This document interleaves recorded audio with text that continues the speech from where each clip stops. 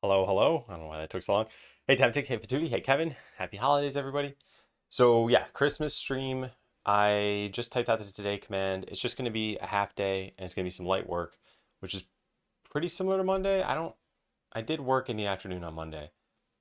But yeah, we're going to do some not the most important stuff. So it's not like light work on the most important stuff. It's just like let's do something today. And the most important thing by far that we're going to do today is this. Figure out what we're doing with the Steam demo. There are some events coming up and I need to refresh my memory on the deadlines and whether we want to aim for one of them and then what it means to aim for one of them. So what are the events? What are the deadlines for those events? And then do we want to be involved? And what would it take to be involved? What level, which tasks should we do? And what do we need to do on Steam? Yeah, happy birthday.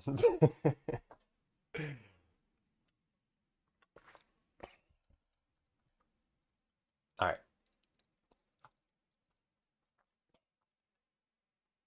Maybe we should do this now? I don't want to start with this. I want to get the code to a state that we can check in. And I started working on something and I don't remember what. Oh, right. Adventurers, animating. I think we got this working. Let me take a look. On the pop in. All right, yeah, take care for duty. I hope you're having a good day over there. Hope everyone's having a good day. I don't know how many people are. Let me take a look at Twitch actually. How many people are streaming today? Software and Game Dev has 827 viewers. How many streams are online? Does it say somewhere? I don't think so. But actually, it's a decent number of streams. Oh, this is probably true of any category because I think a lot of categories have one viewer streams. So, yeah. But yeah, I don't think viewership is going to be high today or anything. I'm really just doing this because I want to get some stuff done and because I'm probably not going to be working tomorrow. In fact, we have some plans tomorrow morning, I just remembered. So I launched this and we're going to take a look in battle. I made it so that in the first battle you can send 6 different adventurers and that they'll all die in one hit. And that way we can see what this looks like.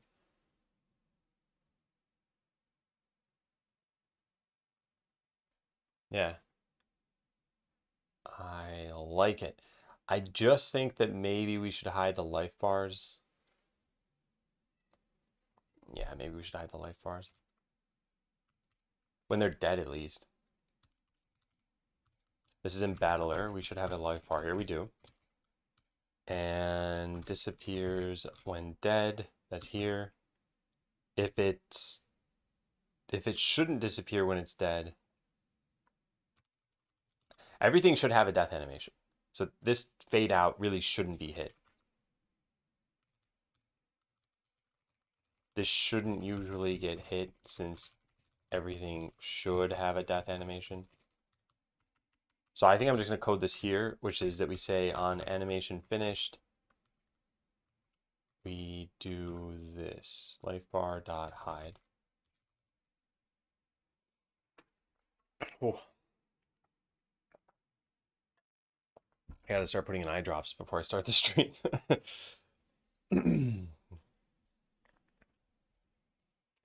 Okay, I think this will be good.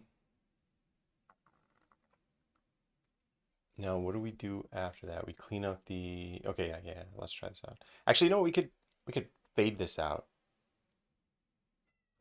What does fade out do over here? Tween fade functions that fade out this and then call disappear when it's done. Yeah, let's fade out the life bar, I think.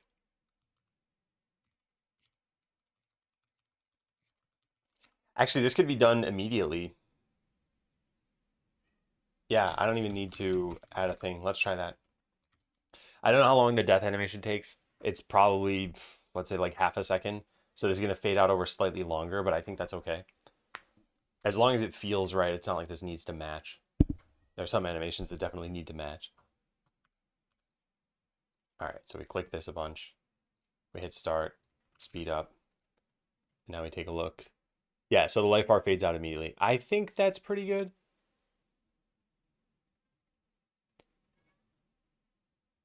I sort of think that's good. I do think we should probably do this on animation complete. Yeah, let's do that. Because that's what's happening when enemies die. So it should look consistent. And that way you recognize that the character died and then you see the life bar disappear. Your life bar is the gauge of whether they were healthy, I guess.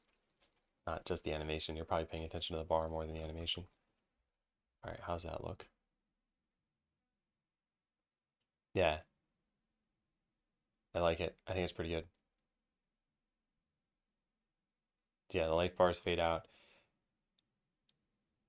Nice, nice, nice, nice. Yeah, cool. All right, let's check that in. We don't want this change, and we don't want this change. We do want all of this, but the last thing that I have here, this is a little bit confusing. I also don't want this change. And what is that file? This is battler.cs. It's the only file that was changed. Yeah, this is not good.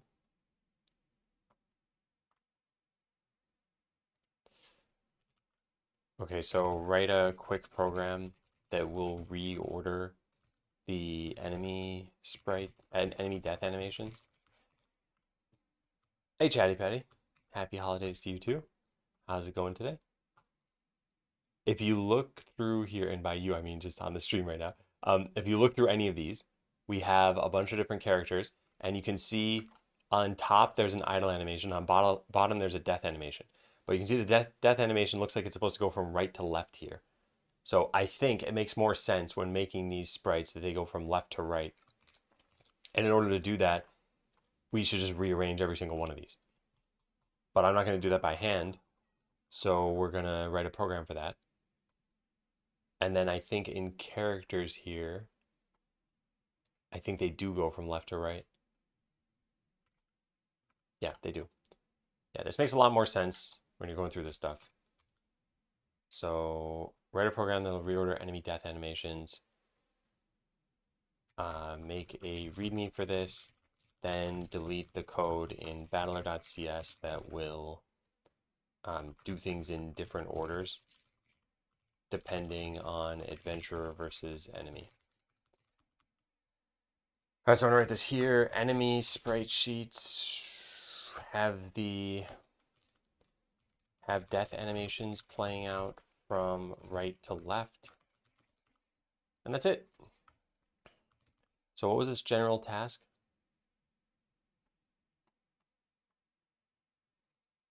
Yeah, change how we remove adventurers. We don't need this apparently. Let me take a look. We used to, I think we used to break the animations for this. No, it should disappear on death. We stopped calling that update. We just fade out adventurers. All right, I'll just say change battle death animations. Adventurers now play out their death animations and then stay around on the battlefield. So we only fade out their life bars.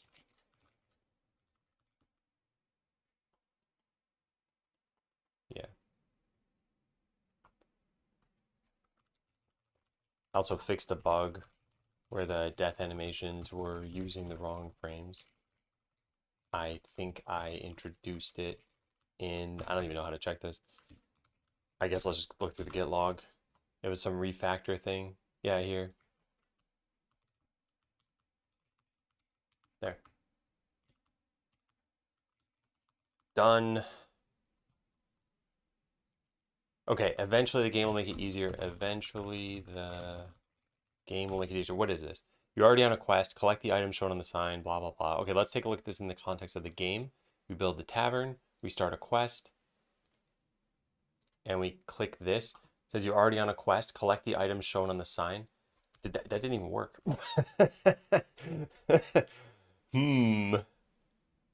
Update quest progress? Uh-oh. Could it not find 3 items? Yeah, I don't think it could. Oh man. This is never supposed to be possible. And I just forced it to be possible. But yeah, I'm pretty sure I know what's going on. Let's take a look at update quest progress. It's going to go through every key that we have here. There should be 3. Yeah, here it is. We could just make it so that this doesn't break. But it'll look weird. I don't know if it's better to do that. Alternatively, what we could do to avoid this whole thing, let's clear this, and I will show you. We go back to the title screen. So the thing is, quests always require at least 3 items. But at the beginning of the game, we only like debug mark that we've seen 1 item. So we need to put a potion over here and a potion over here. And now we should have seen 3, so that when we click the sign and show this, that it will now properly show. Yeah. So here are the 3 items that you need. And then clicking this says eventually the game will make it easier to figure out where to get the items you need. So we're just going to change that. That was it. It's just a string change. There's no actual bug there. In fact, maybe what we should say is we should like print an error here if you don't have this many items in here.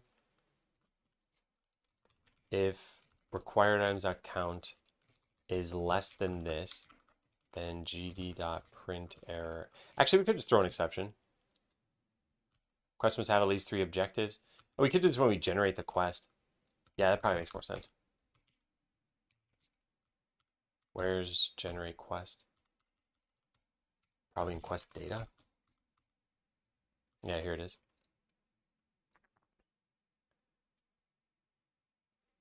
All right, how does this work? Non-rare item IDs. Objective item IDs. Okay, so all we're doing is sampling here. We could check to see, I guess let's check this. If this dot count is less than number of items required, not enough items to generate a quest. Need that many, got that many. This should only be possible via on developer builds, since real players shouldn't see the tavern sign or shouldn't be able to even start quests before seeing this many items. Yeah, there we go. Hey, Rami. Hey, Smoo. Sorry for missing the messages. Smoo, at least Rami is all right now. Uh, yeah, I had YouTube chat under OBS, and I only just saw Rami's because it was long enough to go beyond the window length. Not enough items to generate a quest. I don't really care how many we have here. Should only be possible on developer builds, since real players shouldn't even be able to start quests before seeing that many items. Yeah, I think this will be good. We'll try that out. We also still need to reword this. Collect the item shown in the sign text. Look at the figure out. Use the map by clicking the portal to figure out where to find the items. Doing smooth solid here by grabbing your attention? Yeah. Well, you did. Although smooth had already be gone. Anyway, happy holidays. YouTube chat shows participants, and I think it's just the very active participants. Because I haven't closed this tab or anything, and Smooth was only 12 minutes ago. And it doesn't show them as a participant anymore. It could be that they're not in YouTube chat anymore, but I don't think that's the case. Well, I don't think that's only the case. I think there are a couple of reasons why that would happen. All right, so I go try to start this. It should throw an error. It should be the new error. Well, no, it's only once I start a quest. Yeah, not enough items to generate a quest. Perfect. And then let's try this again. And this time, we're going to have it actually start a quest. So we need a red potion and a green potion. Build this, start the quest, and then click this. You're already on a quest. Collect the items shown on the sign next to the deposit box. Use the map by clicking the portal to figure out where to find the items. All right, so we're like, what does that mean? And we click this, and we would have seen, it wouldn't say beat once to reveal rewards. we would do something like this, and it would instead show distraught and left crying. Oh no. Oh no, Smoo. Yeah, reward small blue potion. This should definitely have pictures because this only has pictures. Yeah, so this is a problem. Said he felt invisible. He wouldn't have said that before he sent the message. I guess on your way in, yeah. Yeah, we got to file an issue here. Add item graphics to the quest sign in the tavern. Okay, so the tavern shows progress like this. Well, add item graphics or tooltips, maybe? Probably item graphics. And what am I doing? This is wrong. To the location, to the map, so that quests are easier to figure out how to complete. Hadn't seen that map. Who drew it? It's some inking tool meant for Dungeons and Dragons. So I don't know who made this stuff, but this is a temporary graphic for us. And I don't know which locations we're gonna have eventually anyway. Like we have dungeon, canyon, volcano, jungle. We could rename these to be anything.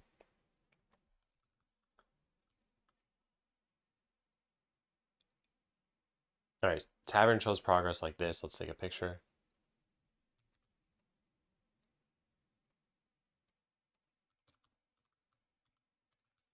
But the map shows item names.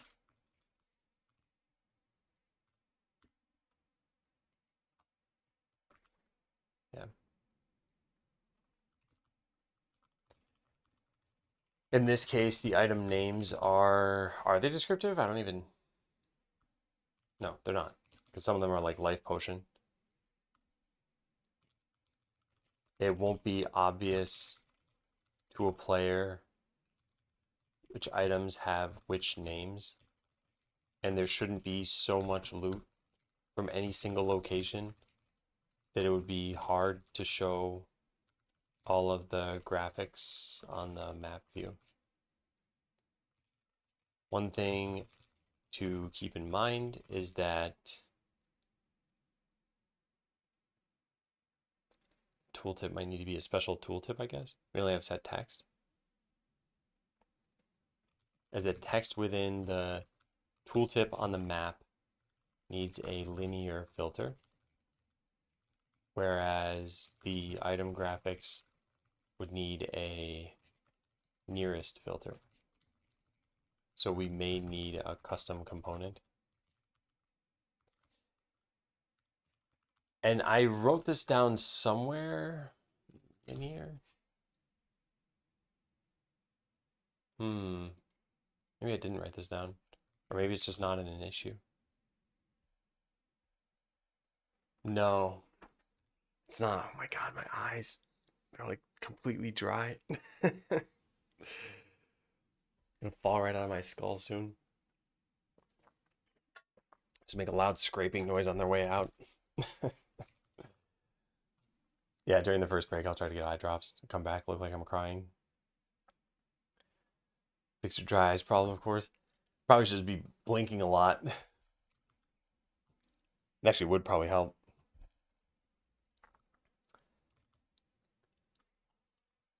I think we have this written down somewhere. Let me take a look at this. Yeah, here it is. Rich text label can only have one texture filter, but we need linear for text and nearest for the image. I think we'll need two or some way to make an image in memory. Yeah. Yeah, something very wholesome like, what a great job you're doing, streamer. I'll just start bawling immediately.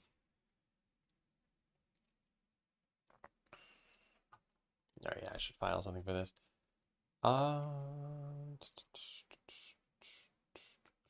This, I guess. Rich text label can only have one texture filter.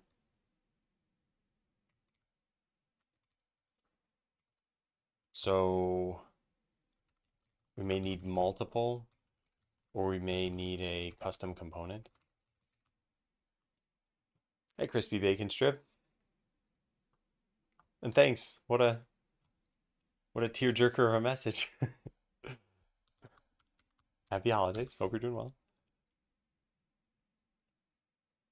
I'm gonna need this. Okay, yeah. Rich text label can only have one texture filter, so we may need multiple rich text labels.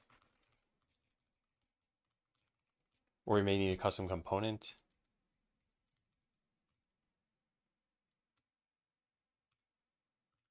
Note that we can dynamically change the filter like this.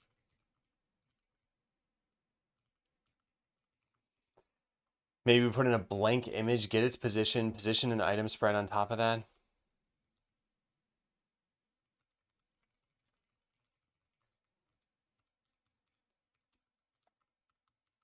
I think it would have felt genuine. Any more coming from me? Maybe what are your plans for today? Although your today is already farther along than my today. Position item spread on top of that as a hack. Render an image.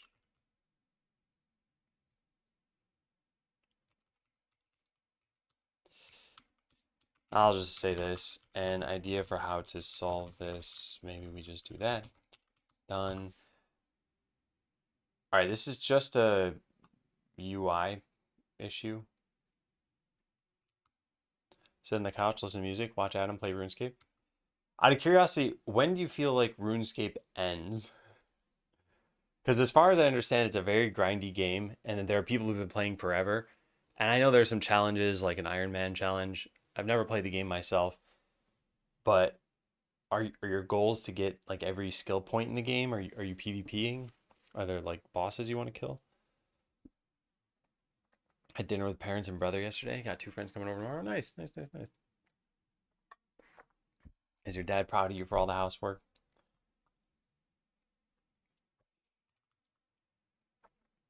Oh man, I might need to take my first break a little sooner. I've been crying enough. Oh yeah, that's what I want to do. Oh my God. Okay. Yeah. I am gonna take a quick break and go get eye drops because this is really bad. I don't know why it's this bad. I'll be back in just a little bit. This is gonna show a longer time than why is that set to it's not an eating lunch screen. Hang on, let me duplicate this. Short BRB. There, delete the eating lunch. BRB in approximately hang on a second. We got to set this to a smaller amount of time. Minutes equals 3. I don't know. It's not going to be very long. I'm just going to be eye drops.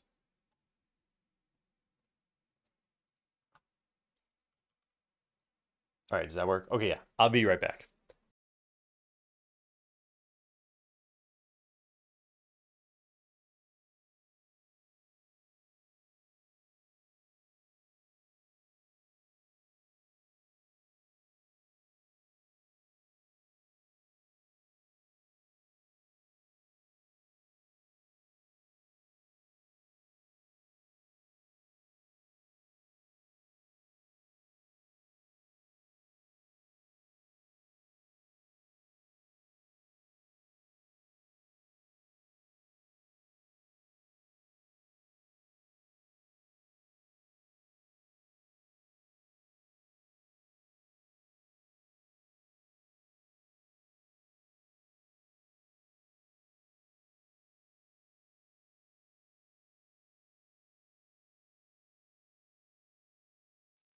Okay. Tears applied. Sorry about that. I knew it'd be pretty quick. I just, yeah. Let's see if that actually helps. Maybe I just need more sleep or something. I have really messed up my sleep schedule. The next thing I want to do is check the Godot issues and see if this was a problem over there. Rich text label, multiple texture filter. Nothing there. I know people talked about this. Rich text label, texture filter. Close 7 bugs. No, I don't see anything here. Maybe we search for texture filter with an underscore or something. Nope. Maybe. Oh yeah, I didn't read your message by the way. Ends when I get fed up with it because, but I guess the main end games are maxing all skills, then a bit harder is killing all bosses and maybe getting all unique drops. And there's like achievements you can get. Yeah, and I know that every end game, pretty much every RPG, your end game is either going to be something like PvP, PvE, or some kind of challenge. And the challenge could be self-imposed or it could be something in the game. I don't know if Iron Man is officially supported, but I don't even know if RuneScape has PvP. So yeah, for a lot of people, it's do that stuff or don't do the end game and like go repeat the cycle, start a new character or something. And again, I don't know if RuneScape has like distinct classes where character A is different from character B or if they're all just kind of the same. Hey, Money, welcome in. Welcome, welcome. So I don't see an issue on this, and I could have sworn I had found something a while ago, but maybe it was on the Godot forums. Rich text label, texture filter, maybe multiple texture filter, or set texture filter on just the image. Maybe that's what I should search for, image filter. I don't see anything. Yeah, I still don't see anything here. Oh, PvP is in there. And Iron Man is supported, I see. I continue anyway when it dies. Yeah, I think games that aren't set up to be hardcore, like World of Warcraft added a hardcore mode, but there were a bunch of bugs or disconnects that cause you to just lose your character through absolutely no fault of your own. As a really simple example, you could take a flight path in the game, and this is something that for the entire history of the game has been safe. But then I guess there was some bug where you could just fall off from your mount in the middle of the sky and hit the ground and die. And there was nothing you could do about it, and no character could survive it. So imagine you just take a flight path, you step away from your computer, you come back, and it says, "Oh, all your progress is gone." It's like you shouldn't be up to date on every bug that might exist, such that you can't take flight paths or something. They did eventually fix that one specific bug, but I mean, the whole point is the game was never set up for hardcore, so they never needed some like, hey, you're falling from a height, but you were mounted. They never needed detection like that. Hey, who cares? Merry Christmas. Howdy, howdy, howdy. There's some countermeasures against it. You can buy a crystal instead of timeout for when it teleports you when there are no inputs and you take damage. Yeah, that's actually a pretty interesting way of solving it. Because I don't I played very little Diablo 4, but apparently there's some kind of like I'm just gonna call it like a hardcore potion. I don't know what it is, but it does something to prevent you from dying. And I just think I guess that's a game that supports hardcore. I guess that's all it would really be able to do is stop you from dying in certain cases. Because the game can't stop you from dying in all cases, or else it's not actually hardcore.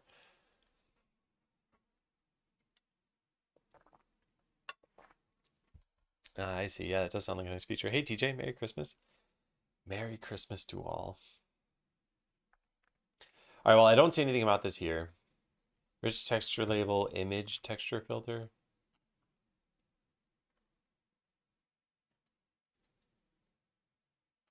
Setting filter and repeat per canvas item. Yeah, it's on the canvas item. I guess that's what I should write down here.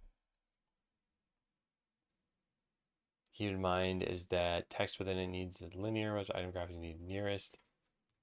Each canvas item only has one, I guess can only have one texture filter. So we need multiple canvas items. Probably a custom component. Yeah, I don't think we need this stuff. Well, maybe we do need this. If we absolutely need to position, I don't want to. I don't want to write this. No, I don't. Okay. Skeleseller hardcore. Any game where you don't control the battle, having it be hardcore would probably be really, really annoying.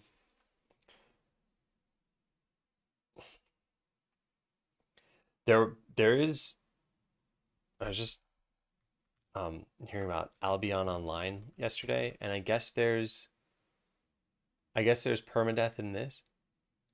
I've never actually even played this game. It looks better than I assumed based on the name. I thought the name was some like 14-year-old game. And then there's Realm of the Mad God. Realm of the Mad God also had permadeath for every character. And it wasn't like it was too hard to level up, but then after leveling up, you needed to get stats and gear and everything else. About to head out for Christmas 2 of 4. All right, take care, TJ. Enjoy your other 3 Christmases. Okay, so we got rid of this text. I think it's looking good. Let's go check that out. Get rid or change text when already on a quest.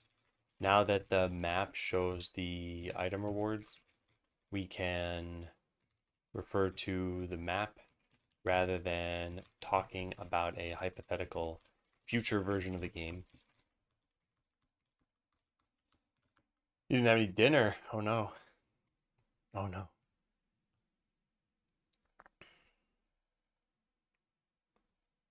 Oh yeah, by the way, am I streaming to Steam right now? I didn't do anything about this.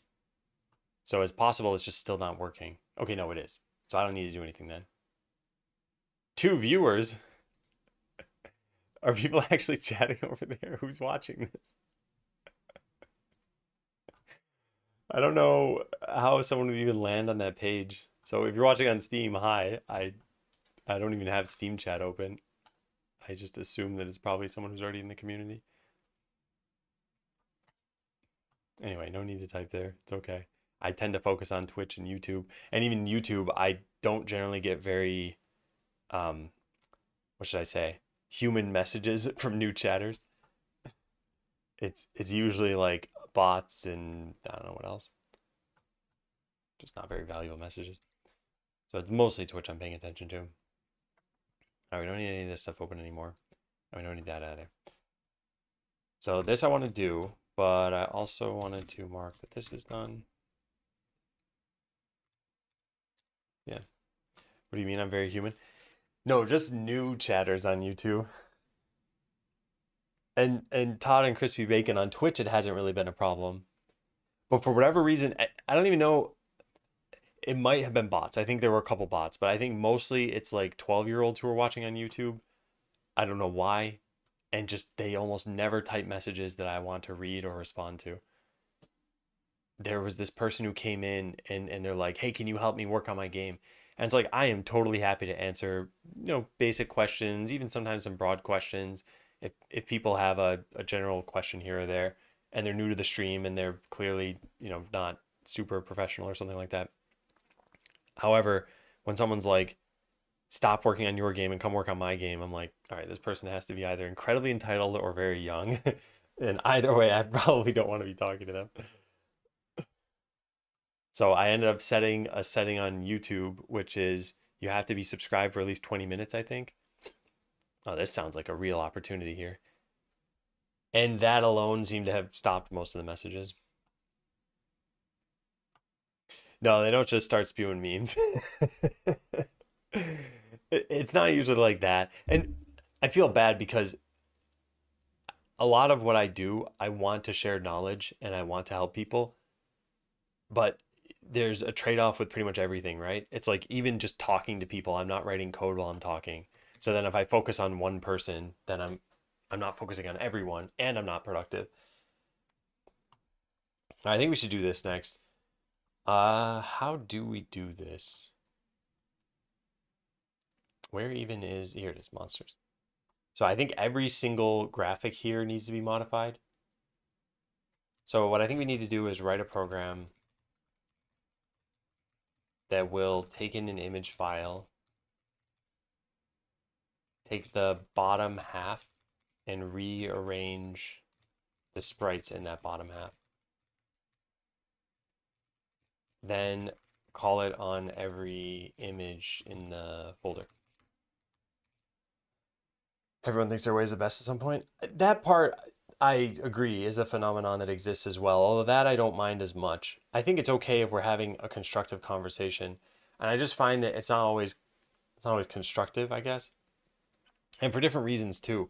Like every once in a while, I'll encounter a problem, and I'll start listing out solutions. So I'll say like problem, whatever, blah blah blah, and then maybe I have option 1, 2, and 3 listed out, and I'll talk about this stuff, and 30 minutes will pass, and then someone will come in and they'll miss the problem, or they'll miss why we can't do option 2. Maybe this isn't a good idea and this is a good idea. And they'll be like, oh, have you considered option 2? And I'm like, yeah, we did. There's no way to get everyone on the same page.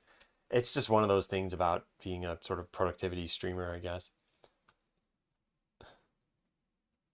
It's just hard to get everyone on the same page, even when everyone's paying attention. Okay, so should we do this in C sharp, or should we pull in a, I don't think I should use another language for this.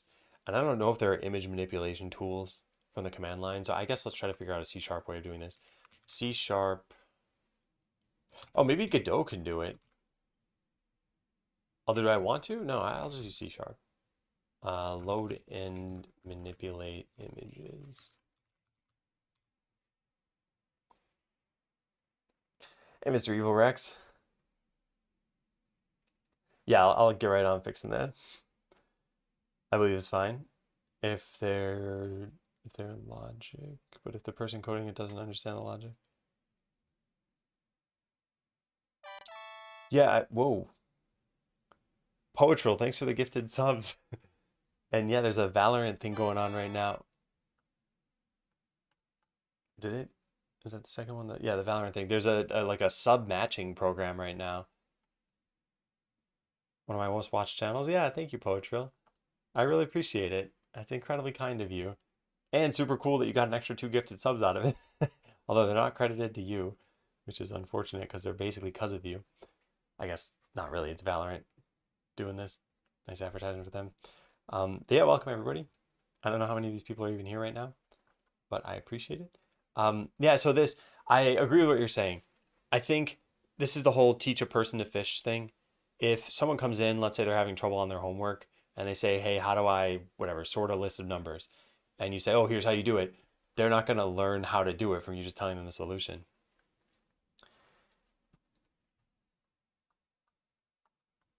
Okay, this is possible to do, so this should be easy enough, right?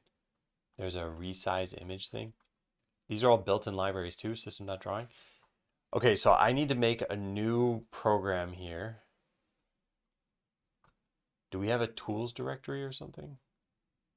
Source. No, didn't I write something that'll upload the game to itch? Where is that? Huh. I don't see this anywhere. Oh, is it one directory up? Tools. Oh, there it is. Thought I was in the root directory. Yeah, here's upload to itch. Okay, so we're gonna make a like a sprite sheet.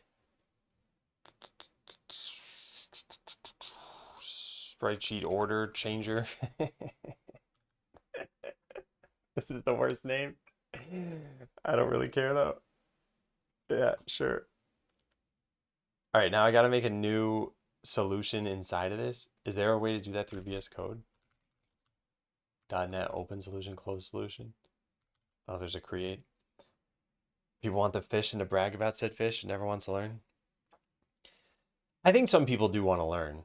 I don't want to say this is a problem that everyone who comes through the Twitch channel, I experience it with them. There are definitely people who I've seen big improvements over the years. And it's funny too, because I'm not going to name names, but some of these people, when they first joined, I was like, oh no, it's another one of these people who just wants to be told all the solutions or something. But now that I've been streaming for long enough, after 4 years or whatever, these people have just turned into like hardworking professionals. So I misjudged them at the beginning, I guess. And you could say the same thing about, maybe I'm misjudging these 12-year-olds who come in here and they'll be like genius coders by the time they're 16. But I don't know, especially on Twitch, it's like the minimum age is 13, and probably there's a minimum age for how you could even learn how to code, just because of how your brain develops and how abstract thinking works. And I think that minimum age is probably 10 or 11. But yeah. I think up until then you can do some things with like simple block-based logic, like changing colors or logo or something like that. Hey Puka, Merry Christmas. Merry Xmas. Okay, so I don't know how to do this. Visual VS Code, new C# solution. I could just copy over the CS proj files and everything. Oh, you do it through .NET. Okay, here we go. Do you think there's a max age too? I don't think there's a max age. The way I kind of look at it is if you're of at least average IQ and there's no, major problems going on, like I don't know, if you had dementia or something, maybe you couldn't learn how to code even if you were of average IQ. But yeah, I think if you're of at least average IQ, I think you can learn how to code. I think the more important part is, will you like it enough to want to learn more? And yeah, I think it's mostly that. And like, do you have a good environment for it? Because I think a lot of people, they could be good at something, but they have a bad teacher or they have a bad experience, and then they just kind of give up on that thing.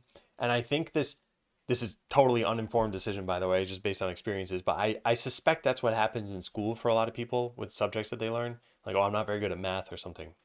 It's like I think those people could be good at math and just didn't like it, and maybe they felt like they were falling behind, or a teacher didn't teach something in a clear enough way for them, or I don't know, their parents really focused on sports or I don't know, English or social studies or something, some other topic, and that all plays into what it is what you think you want, at least, such that you spend less time on something.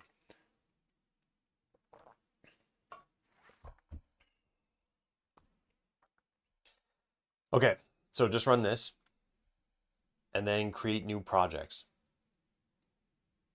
That is pretty easy. And then add projects to a solution and add project references. All right, so how are we doing this? Go to Skeleseller tools.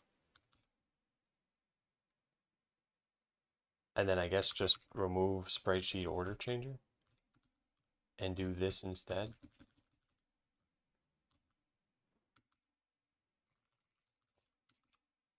So now we have a solution file. Can we put the project file in the same directory? So we do for, we have the solution here, and then, I don't know, it doesn't really matter. All right, so now add this. This is spreadsheet order changer solution, add.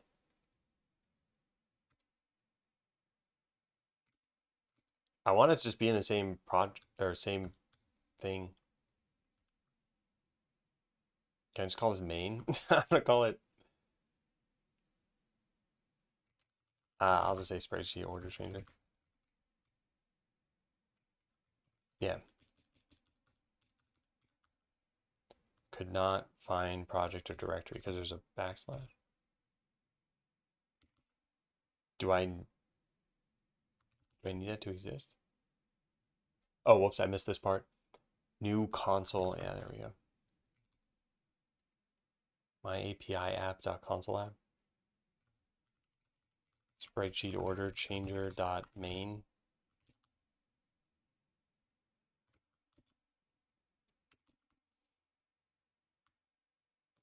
All right, and then the final thing we need to do is this .NET solution add .NET solution add this .main slash, there should be a CS project file in here, right? Yeah.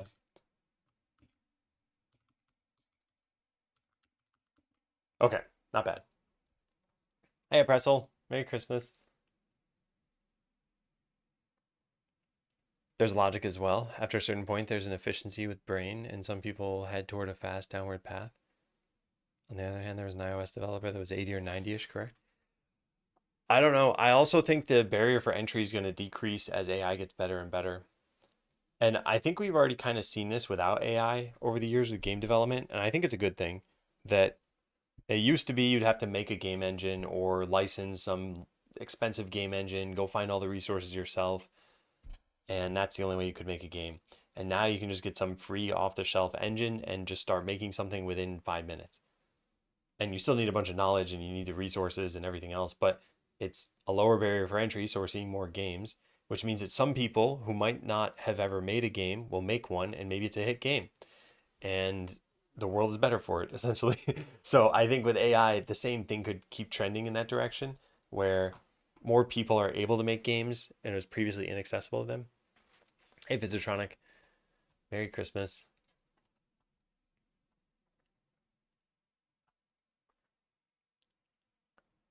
Game dev bundle for like $10 with commercial licensing. Yeah, but I don't even mean that stuff. I mean, just think of there's a free game engine out there. There are multiple, but there's a free game engine out there now. There are free resources out there now that you can use, assets, sprites, music, and there are free resources in terms of how you can learn those things. So YouTube tutorials, courses. I think that's really good. All right, I wonder if I should write this here. Yeah, basics. Did I write this anywhere? Making a new project from VS Code. You actually just do this from the command line using the .NET tool. And let's just link to this. All right, so the steps I ran were this.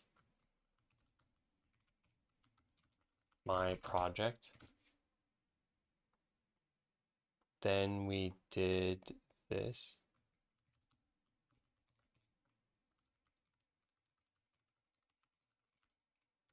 And then we did this.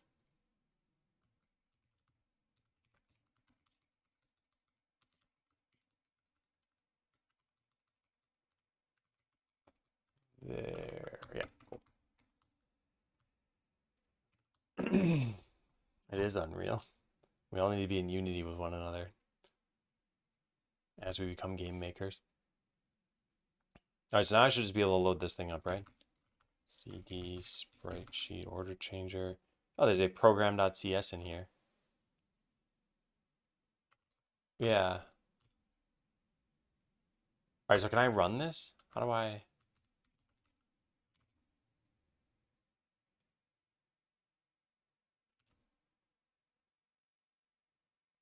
How do I run this? I don't think this is gonna work. I think I need to make a launch.json or something like that for VS Code to know what to launch here. But I don't actually care about doing this through here, so I'm just gonna close this and we'll just do it through the command line, I guess. So now we have a hello world. Now what? .NET build and .NET run? Hey, cool. Yeah. Okay.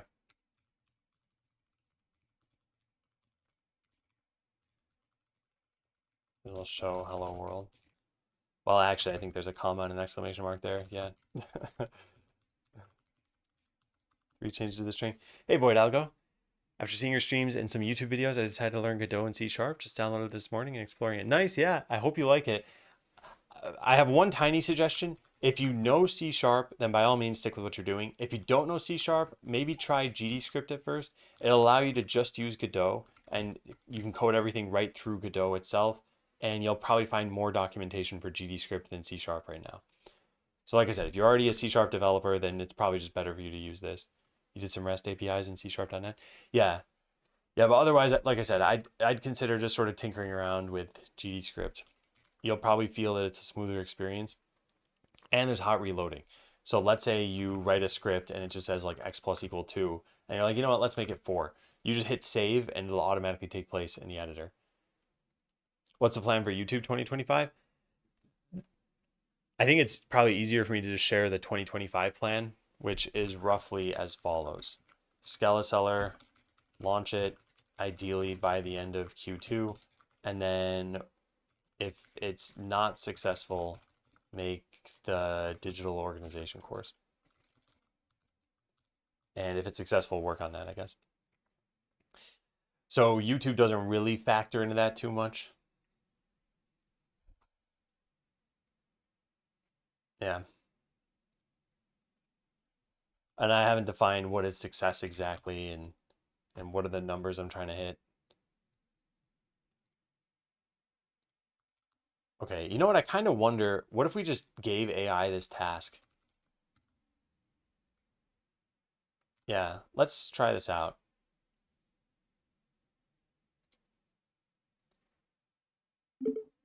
write a program that will load in an image file and I don't even know what I want to say.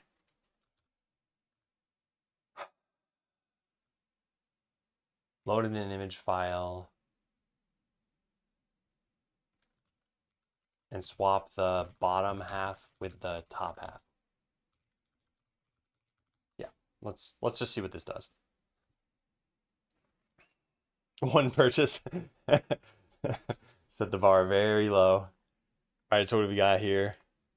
Taking an input image path and an output image path, load them, make a new bitmap from that. Okay, yeah.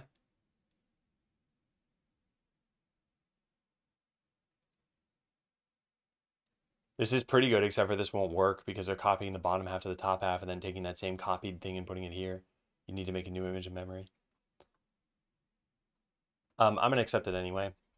And then we're going to change a couple of things around.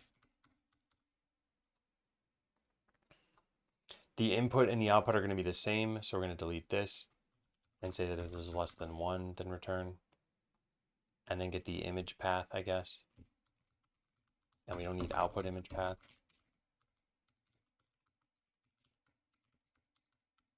Actually, maybe it does make sense to, I don't know. Doesn't really matter.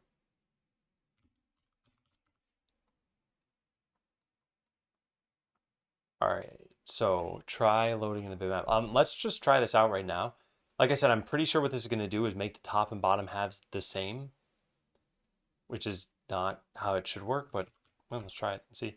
So if I run this, it's going to complain about not having enough arguments. Type name bitmap cannot be found in the namespace system.drawing. Are they just, is C# just making stuff up here? This is why I wanted this to work.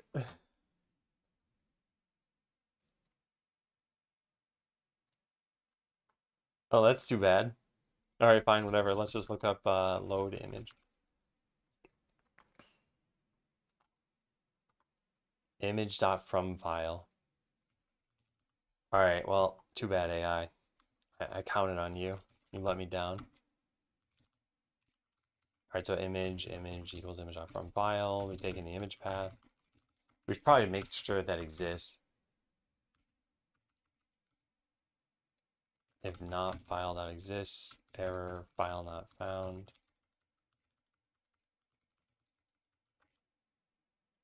Image path. Also, is there a console like write error?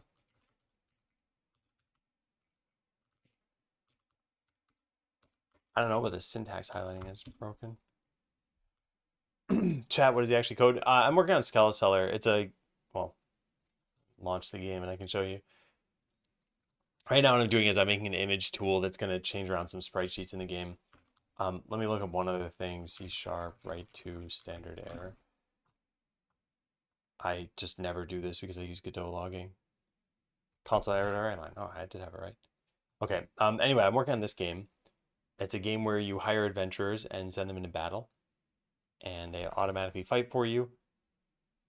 And when you win the battle, you get items that you then sell in your shops. And these customers will go buy them, and you use that to upgrade your town and hire more adventurers and level them up. It's a very laid back, not even, I wouldn't say it's like idle. It's not totally idle. The keyboard self-made, yeah. Although it's based on an open source design. So if you look up what is going on with this? Move to the side a little bit. Yeah, there. If you look up the Korn keyboard, you'll find generally what other people have done. I modified the design slightly and chopped off a column of keys over here, and then got it manufactured or fabricated, and then soldered everything together.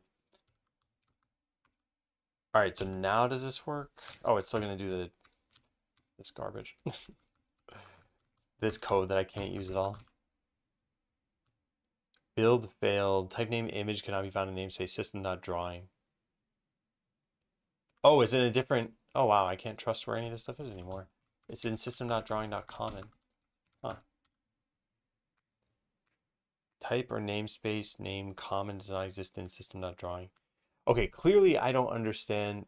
Add a reference to that assembly. Okay, I see. system.drawing.common. This is where we're using a full C# IDE would probably be pretty good.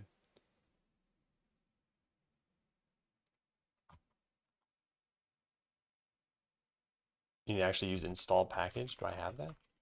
Whoops. No. No, that's okay, Rami. I don't mind doing this. Honestly, once I just get the image API, I think this should be pretty simple. Where does install package come from? NuGet. Huh. Yeah, I don't remember any of this stuff. I don't have it written down in here. Oh, man. Yeah. Just need to run something like .NET add package. Yeah, I'm not sure why this is here. I think I just need this. Can I put this in this, and this will work? Hey, neat. We got it. Okay, so now we need the path to this image. Let's get just literally any of these images. Doesn't matter what. Images. I'm not looking for images. I'm looking for monsters. All right, let's take the bat and copy this and paste it in temp. Then copy that and paste it in here. All right, now what happened? Type initializer Windows. What? Is this... Why does it have Windows in here? Because it's... This seems like it's wrong to me. Maybe this is something that only works on Windows. Take a look. Hey, Grace. Merry Christmas. Stream on Christmas. Yeah, just a morning stream at least. I'll probably stream for, I don't know, 3.5 hours, something like that. But Merry Christmas. Yeah, it's trying to load in DLLs that definitely should not exist. Probably relies on Win32. I wonder if there's a C# macOS image manipulation library. I wanted to do this in C#. I think this would be pretty easy to just write a node script for, but I don't want to mix languages in this repo. And it doesn't really matter, I guess. A modern cross-platform 2D graphics library for .NET. I mean, this sounds like it's good. What's the license? 6 Labors Split. I've never even heard of that. Oh, 6 Labors is the name of the organization, I guess. All I need to make sure is that I can use this and they don't have the rights to my images or something like that. Apache or commercial use. Consuming the work in for use. What? You were consuming the work in for use in software? I think there's a typo here. Licensed under an open source or source available license. Consuming the work as a transitive package dependency.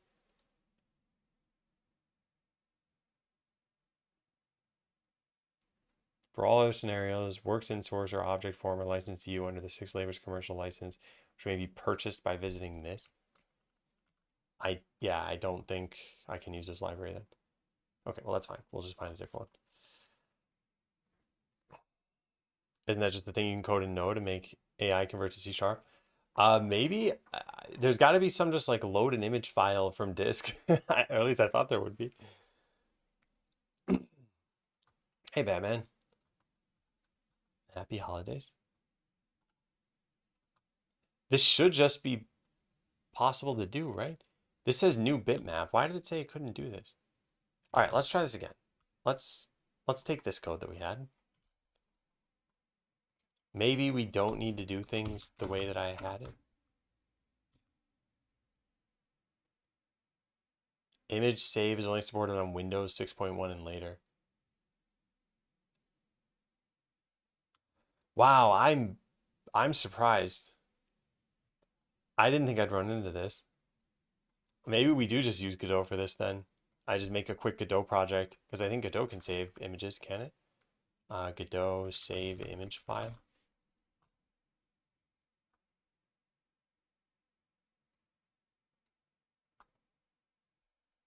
I'll just use system drawing common on Mac OS. 3,000 downloads per day. They have a GitHub? Yeah, they do. Yeah. Maybe this is just what I want. Archived by the owners of 2022. You can check out its forks. I wonder if this is still supported. These forks don't have any stars really. And even this, I like who made this? Why'd they archive it? I wonder if it is just better. I could try this. I wonder if it is better though to just use Godot at this point, and because it probably has a way to save. Drawing and then saving a ping.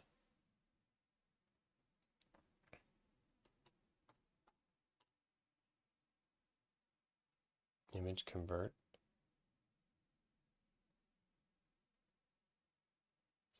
Save to.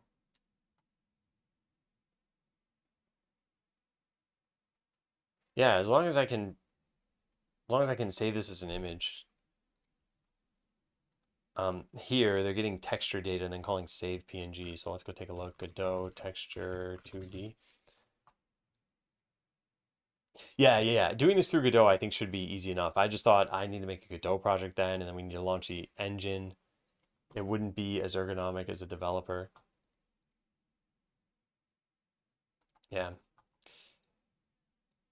Okay, so there was a get data. I don't see get data here.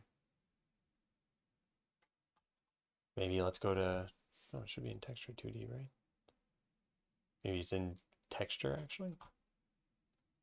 Maybe it's in resource. There we get data in here. What? Where is this coming from then? Get data. Let me try something. Sprite.texture. Oh, it's not gonna be that. It's gonna be this. And sprites.texture.data. Yeah, there's no data property in here.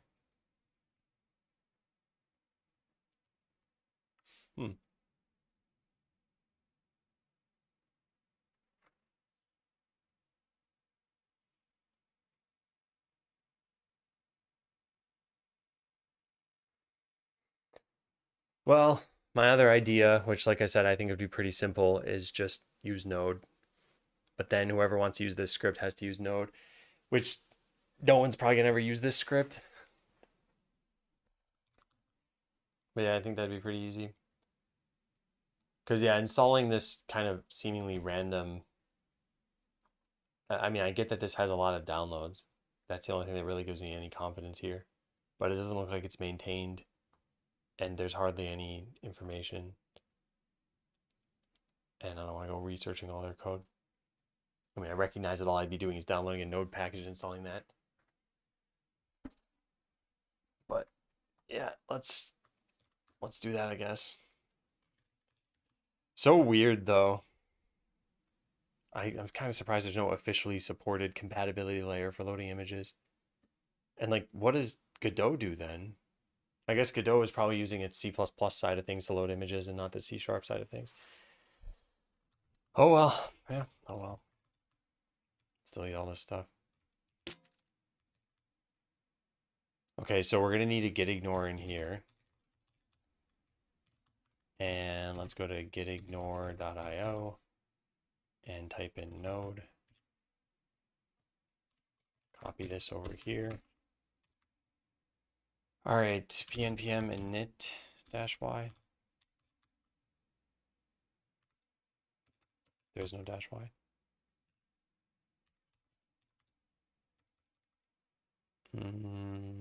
That's good. This just means it's a proprietary license, right? Permissive free software license. No, it does not mean that. All right, let's delete that. Not that anyone's ever gonna get this, and not that I care. Does not match the pattern of lowercase letters. Sprite sheet order changer. Cool. There's gonna be a run or something like that. That does index foo. So index.js, I guess I'm coding this in JavaScript now. I'm not gonna set up a bunch of TypeScript things in here. And like I said, this is all supposed to be just super simple and fast. So index.js. console.log hello world. All right. Now we do npm install and then run start index foo. I think we just say this is start.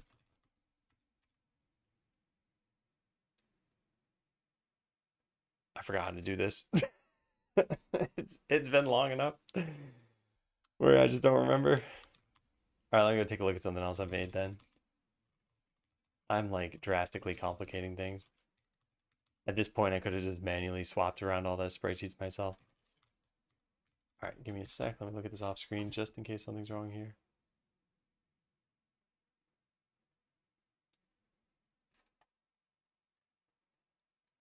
Okay, that looked fine.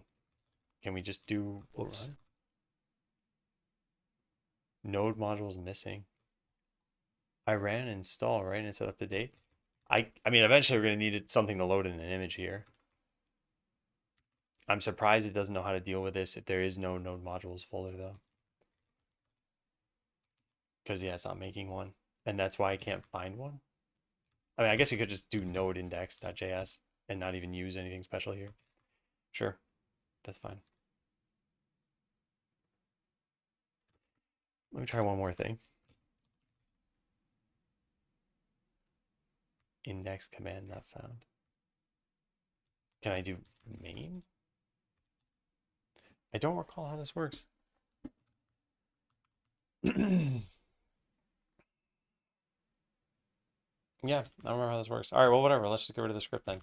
Yeah, we'll just run this with node index and pass things in through that. So node.js manipulate image. What's the JavaScript for? I just want to change around my spreadsheets here. We have death animations of the adventurers going from left to right, but we have them for enemies going from right to left. So I was going to swap every enemy graphic such that they're all from left to right. And there are enough of them where I thought, let me just write a program to do this.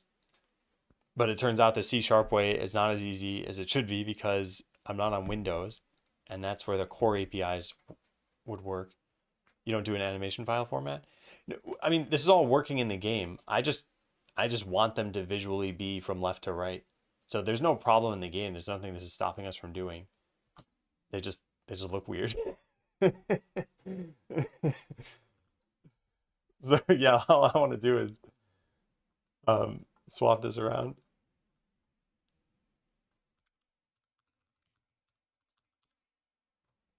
All right, so sharp. What is this? Okay, this looks like a maintained project. Can we look this up on NPM itself? Wow. 6.5 million downloads per week. All right. Yeah. Cool. Then let's do this. npm install sharp.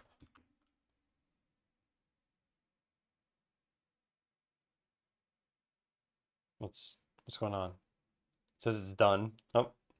All right. I don't know what it was doing after that.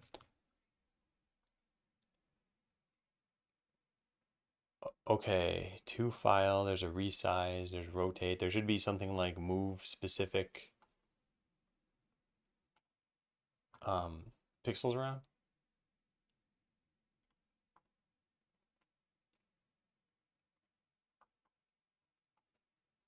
Cross-platform. Okay, cool. Playing from source. I just want to see if there's a getting started thing or something here. I care about TypeScript right now.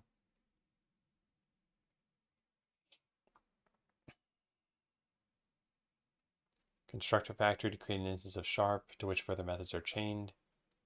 Can be streamed out from this object. Sounds good. Can be a buffer. It should be able to be a string representing a file path, right? String containing a file system path. Yeah, cool. All right, so that's where we start with this. So let's put this into here. And let's just hard code the path for now. Where is that path? Didn't I make bat? There it is. Rewatching the Google video, did you have a full script for it, or did you just have bullet points to talk about and then freestyled it? It was long enough ago that I don't remember, but typically the way that I make my videos is I write out all my thoughts in a document, and then I try to make sure that I've covered those points. I don't just read off of a script. I don't have like a prompter or anything, and usually my script is over here and I'm trying to talk into the camera. Hey, Shifty.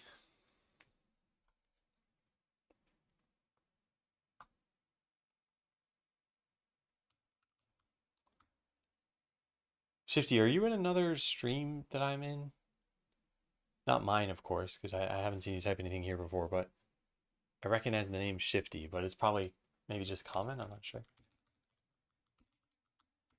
All right, rotate. I don't even care about a resize. .jpeg can be .ping. Don't care about this. To buffer, then I don't want to do anything with the data either. Well, I guess I want to write it to disk. Isn't there an output thing for this?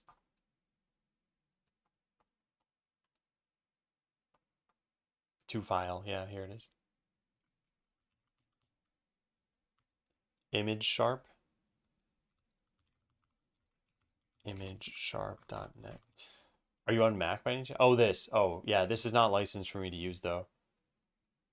Because I looked through their license and they said that if you are consuming the work in software license under open source,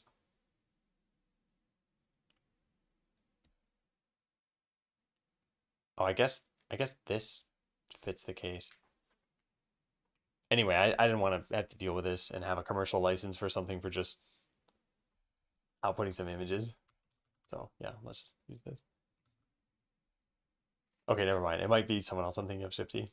But no worries, no worries. It's not like I was about to be like, I got a problem with you. It's more just like, oh, I have seen you in another stream.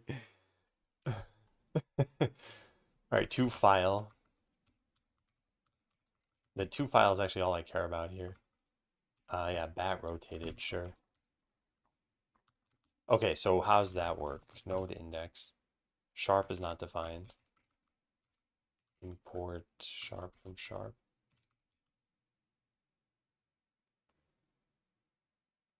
To file is not a function.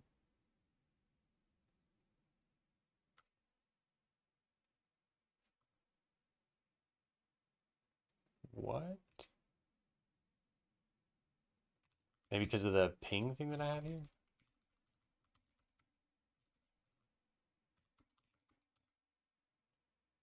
Our module of type index is not specified and does not parse as common JS. Reparsing is ES module. This incurs a performance overhead. Add type module. Sure, I mean, I don't care. I just need something that actually works here.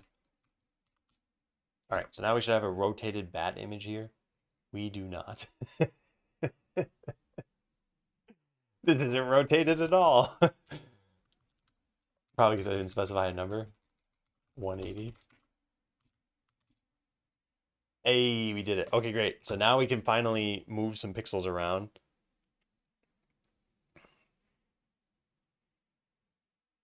No, totally fine, Oppressor. I don't mind if you're ever asking things out of curiosity.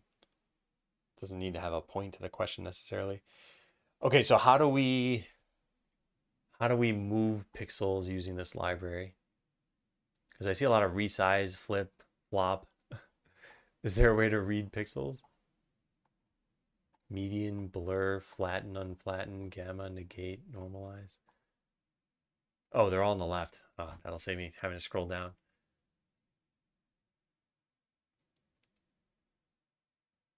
I don't see it. Just modulate. Oh, yeah, I don't see it. Huh.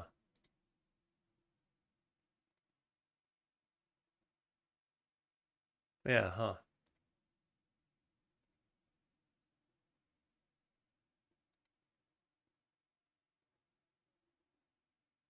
I mean, what we could do is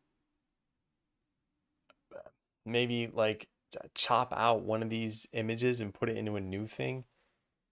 I don't think this is exactly the library I want to be using.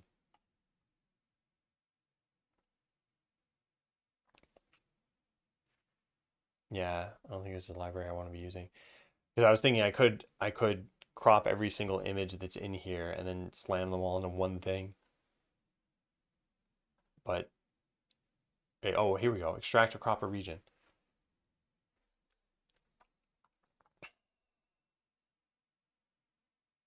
This extracts to a file.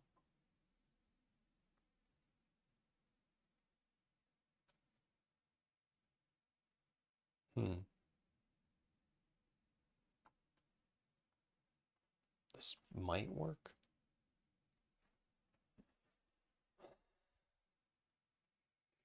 I think it's gonna look a little weird if I do this, but sure, let's try it out. Okay, I'm gonna hard code a bunch of things here. What's the size of this? I think it is like, I started to say I think, but then I just opened it. So 64 by 40.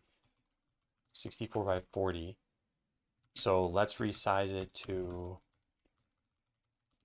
64 by 60 and then start extracting stuff to different areas. Extract is going to take this image. I want to put it back into the image. Is there a way to do that?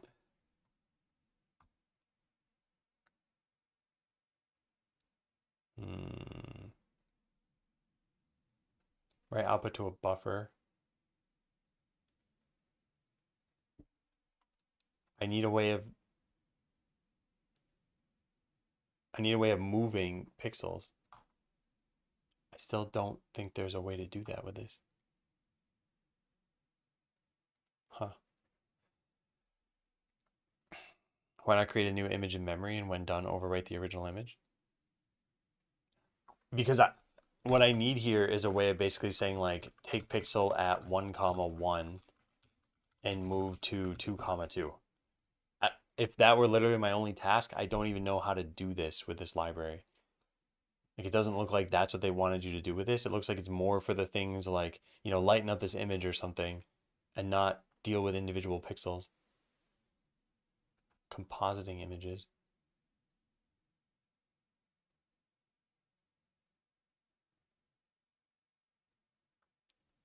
Yeah, I think I need a different library for this.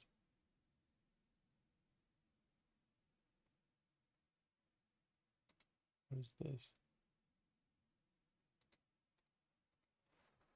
Yeah, okay, let's find a different one. Node.js manipulate image.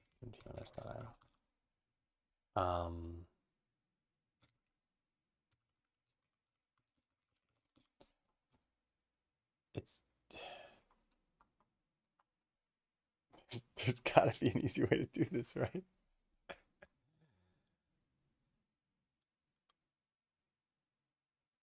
As long as there's a read pixel and a write pixel, that's all I really need here. Maybe we can do that without even an extra library. Node.js read pixel from image file. Get an array of pixels. What's the file format? It's just a ping. You can try GIMP. It's got a crayon as an icon.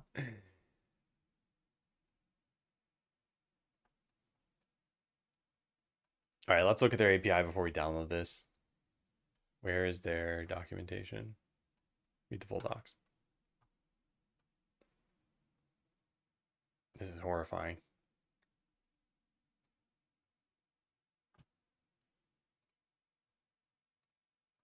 Functions.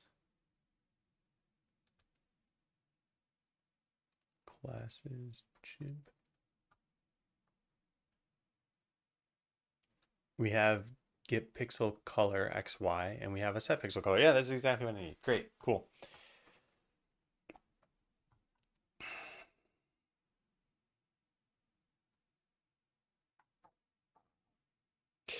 Yeah, thank you, Grace. I'll try this because this looks like it should work fine.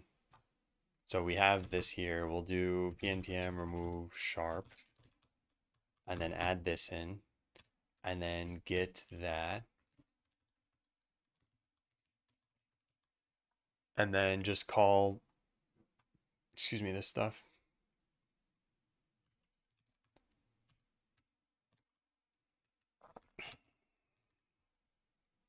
All right, I don't want to I want to read this in. Here we go. And this will be the path.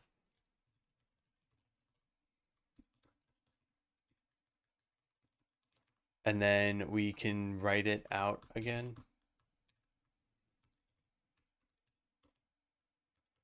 Delete this stuff. And I guess where we'll write it is this. This will be input path. And then we'll have const output path. We'll call it bat new. And then delete this. All right.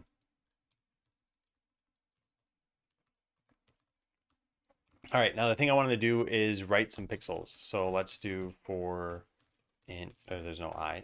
Let I equals 0. I is less than 20. I plus plus. We're just going to do image.set pixel color. And what is the definition of this? Hex, X, Y. All right, hex is going to be OX, sure, red. Oh my God, there. All right, so the first 20 by 20 block should just be pure red. I just run node index now, and it should have done that. I said block, but I meant diagonal line. Yeah, this is working. This is exactly what I need. So cool. This will definitely work. And now we just need to write this to actually do this correctly. I'm glad we finally figured it out after that amount of time. So how do I get the height of this thing? Image.bitmap.height and width. All right, so width equals image.bitmap.width. Height is the same thing. And if I were to do this to, let's say, the width of the image and set this to I, 5, then we should have a horizontal red line across this thing now. Yeah, nice.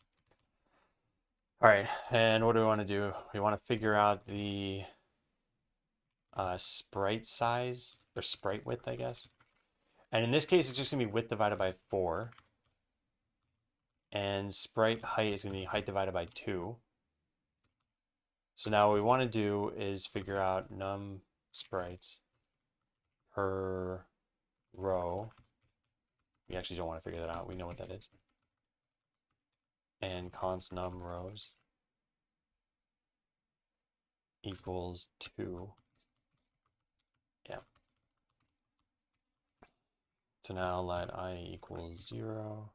I is less than num sprites per row. I plus plus. Actually, we could just divide this by 2 and then swap individual pixels. This would work. I'm just trying to think what's the clearest way of doing this.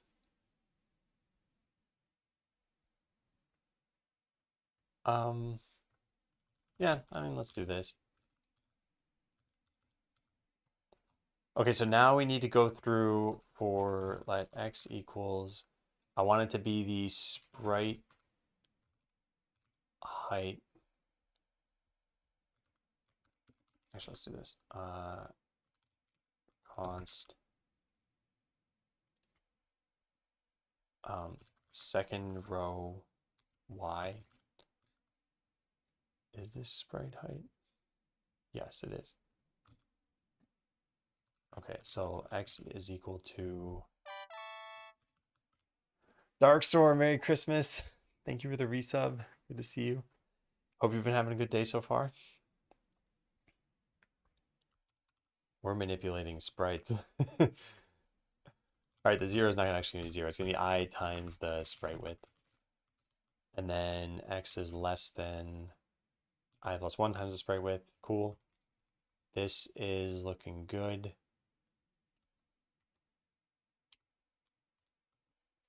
Yeah, so get the pixel that we have here and get the destination pixels. This is like source color. Swap x is going to be the width of the image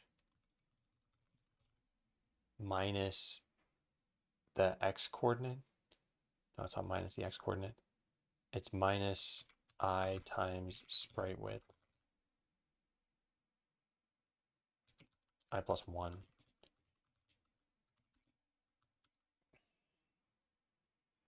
And the y is going to be the same.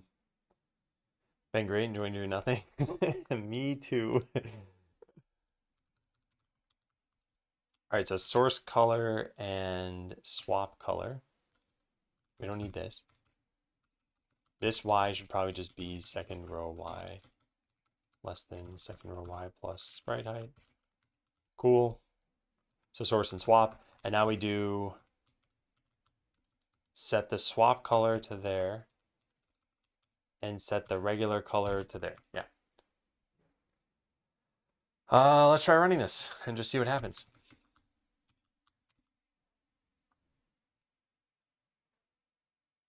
It did not work. X is equal to I times sprite width.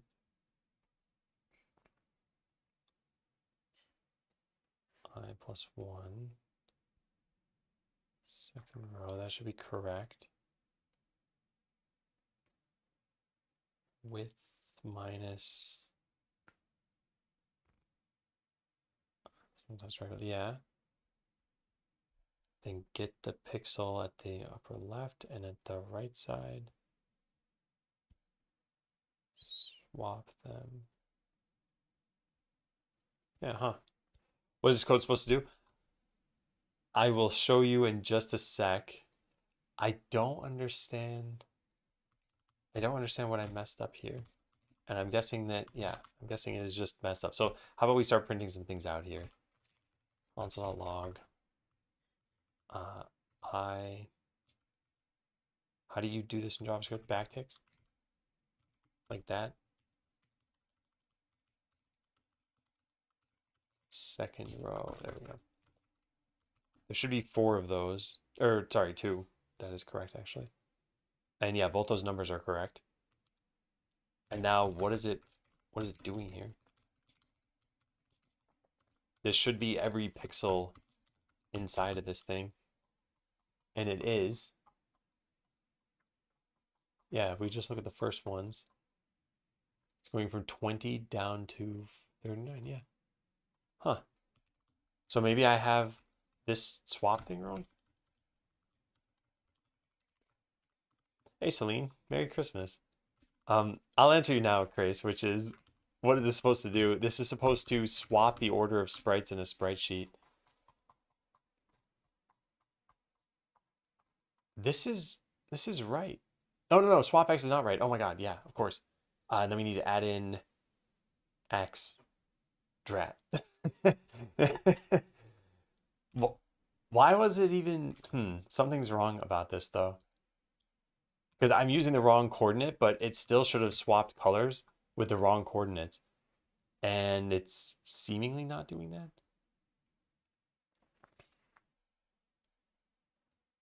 But yeah, I guess what we want to do is set this to 0 and then sprite width.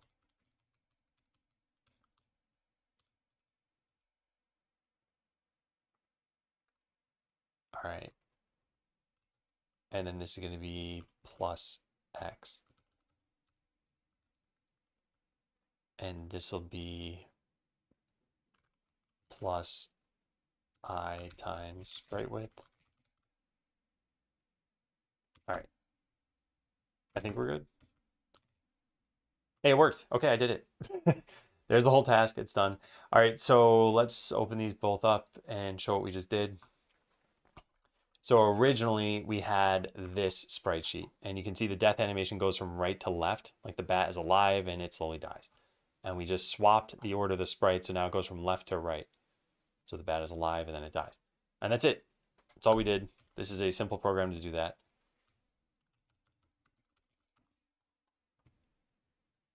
And now we just run this on every single file in this folder. Read input path from the command line arguments.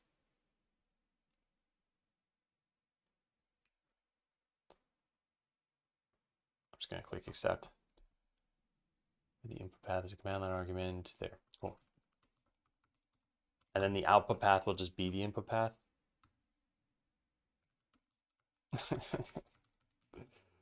Oh, Ramy. Well, at least this did work. Image path. Let's rename some of these things. Image width, image height. All right, so what we're doing here is iterate over half of the sprites in the sprite sheet. Also, this should technically be, what's the JavaScript API for this? Is it just floor 4.2? Floor is not defined. Math.floor? Math.floor. Math.floor. All right, iterate over half the sprites of the spreadsheet and swap them with the corresponding sprite in the second half. Yeah, that's it.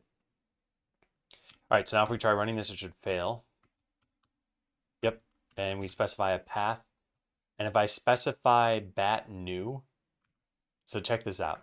Right now, is there a way to show this? No, I'd have to, I guess, zoom in on this.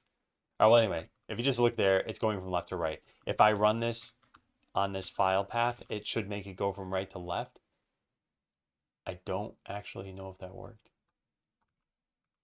No, it's using the same sprite several times here.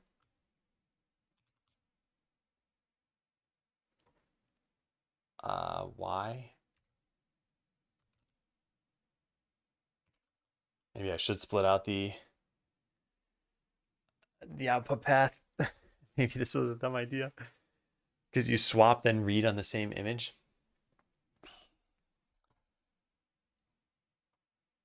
But that should be fine. I mean, clearly there's a bug here, so I have an assumption here that's wrong, and I'm not sure what it is yet.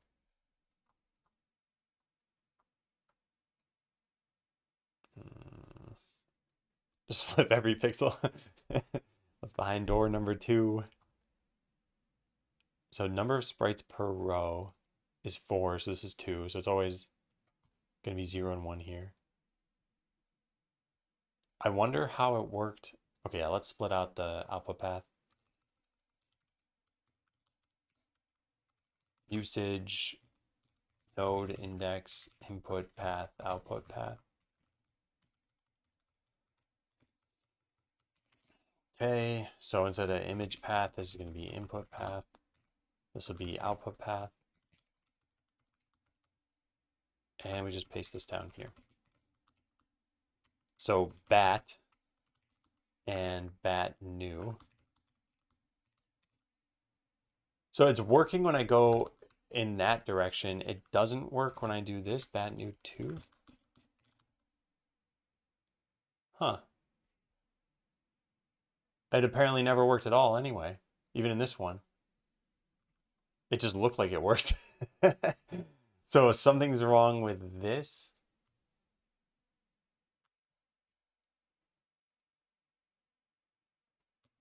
I'm a little confused about that. Image get pixel path and set pixel path. I think you're talking about these.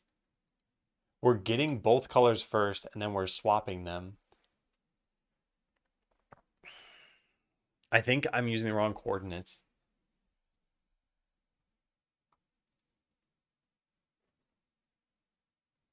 Yeah, I think we need to print this out again.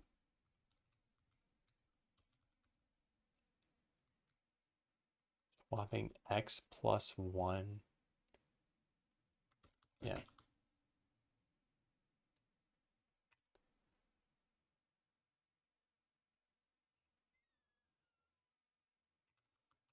I'm not sure what you mean, Chris. I think it's a matter of doing the wrong thing here.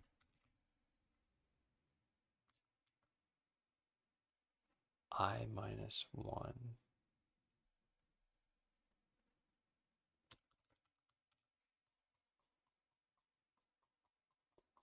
Let me take a look at this.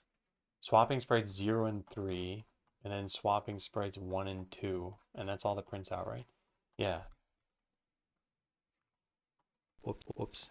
This is whoopsing about.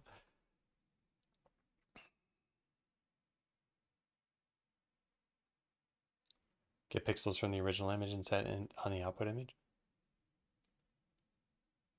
It should be fine to just manipulate this in place. I think I'm just swapping the wrong pixels. I might be misunderstanding. I'm not trying to say I'm definitely right here. I have a theory in my head and I want to see this should be going from, yeah, 48 to the end of the file. And that one is actually working correctly. So now what's wrong with this one? Swapping 16 and 32. 16 is there. 32 is there. And then it just goes up from there, right? Yeah, 1733.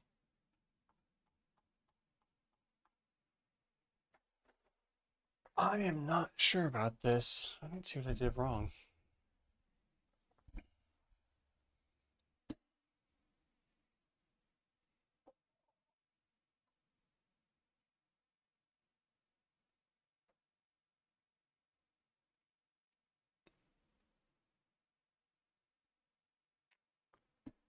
Yeah, it looks like the coordinates are correct. Oh, wait, there. Whoops. Okay, source color. That's my bad. Okay, there, that should fix it.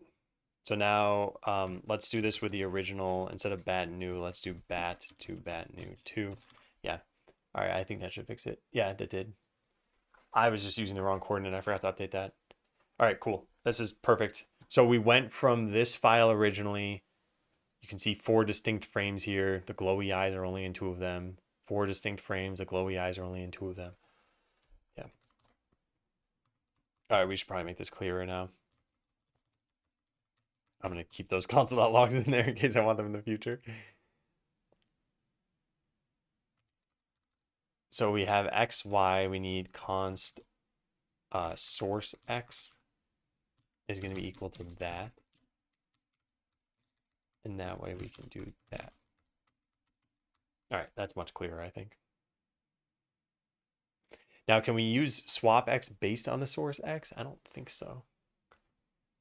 X plus I times sprite width.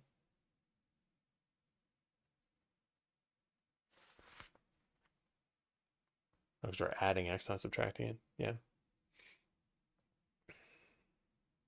Where's the Santa hat? I don't have special hats. I don't think I've ever worn a hat on stream, have I? How'd you end up with incorrectly ordered sprites to begin with? I don't recall the full story, but I think it was that what did happen? I don't know. I don't know if, yeah, I don't remember. I don't know what happened. But anyway, it's looking good. That's an over-ended the third complexity. It pretty much needs to be. I mean, you're iterating over pixels here in a sprite. So this is for each sprite, go through each of the sprite's pixels. I don't think you can do this in less than an over-end of the third. But given that we're talking about sprite files here, you're talking about, this is whatever, like 40 by 64 or something like that. It's about 2,500 operations. And even if it was gigantic, you still need to modify the pixels in a file. There's no other way to do that.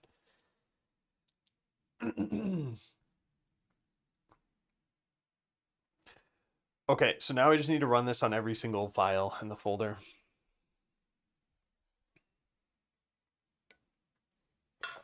In a skit or an April Fool's thing, I've worn a hat. Have I? Oh, party hat. Yeah, a party hat. That's true. Hey, Everett. New to the stream, welcome, first of all. Couldn't just modify the spreadsheet to fix it? You can, yes. But the reason why I wrote a program for this is because, where are the sprites? We have, I think, 37? For some reason, there are 75 files in here, but that doesn't make any sense because there should be 2 files per sprite sheet. So it should be an even number, which means, oh, there's the problem. Zombie sprite sheet exists, but there's no need for this to exist. Yeah, so we have 37 files, and I don't want to go into GIMP and modify all of these. It's a very tedious manual task, at least with this keyboard. I don't find image manipulation to be fun on this keyboard, but a lot of typing is fun. I'd have to select something like this. I need to copy it and then move it exactly to the right position, then anchor it down, do the same thing by swapping these two. It'd just be really tedious. If I had to do it once or twice, yeah, I would have done it manually. But 37 times, I'm going to do it in an automated way. Okay, so now let's go do the rest of this task. So game assets, monsters. Now ls star.png to pb copy to here. We get the CD that we have. We do one of these and one of these and one of these. And then what is the path of this thing? Node index. I guess we'll just add node index onto that. Yeah. Node index. There. Okay. And we should be done. Paste. And every single file should be modified. Cool. And it worked. We're done. Okay. So now what we need to do is go into battler.cs and change the code that was working around this. And there might have been two places. I'm not actually sure. But this can just be deleted. There. All right, let's try running it.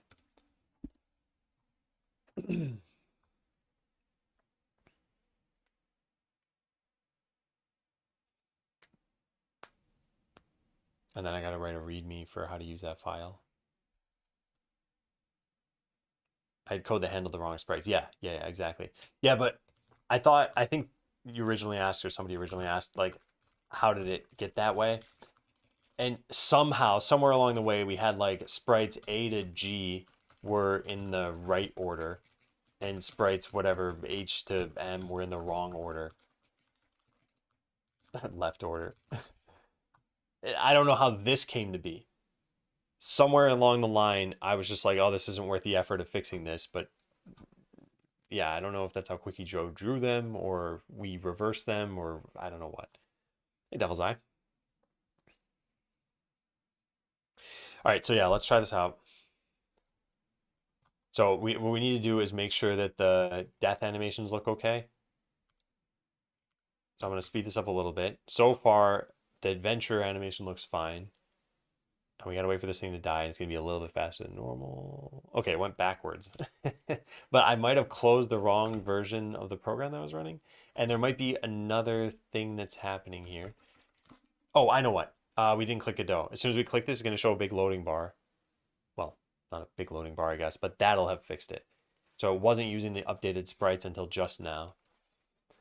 Any new sprite sheets you make have to be in the wrong order going forward. No. So, okay, let's say we get a new sprite sheet, and let's say if it's in this order, we just put it in the folder. If it's not in this order, we run the program on it and then put it in the folder. But I'm going to tell the artist that let's just always have them in this order from now on.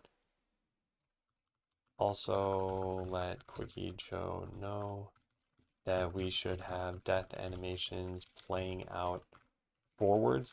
So the reason I didn't even think I needed to mention this is because he just did this character sheet here, and they're all in the right order.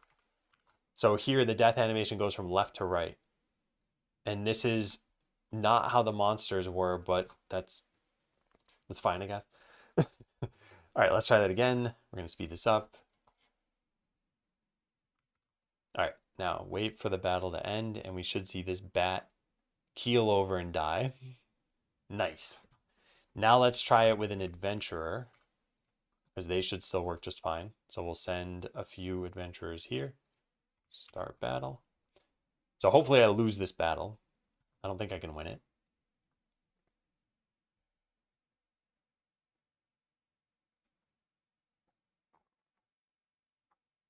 It looks like I'm winning it. Fine. Well, whatever. We'll lose the next battle. I really should have sped this up. In fact, I shouldn't have put a healer on the team.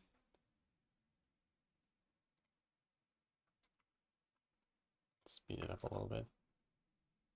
As long as one of these dies, the other one should fall pretty quickly. No, go back to the portal. Darn it. All right. Oh, man. I didn't click the button fast enough, so they recovered life.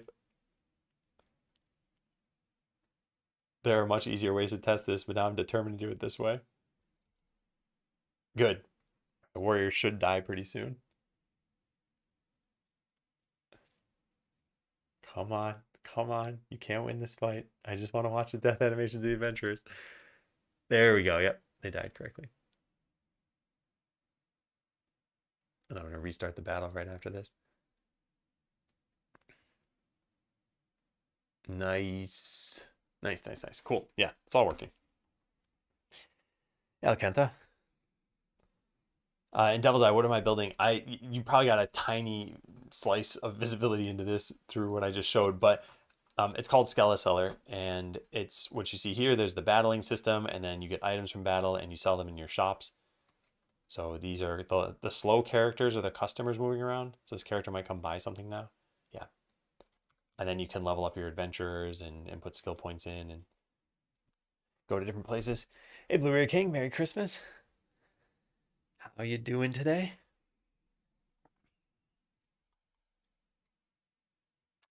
Yeah, neat. I am pretty happy with this.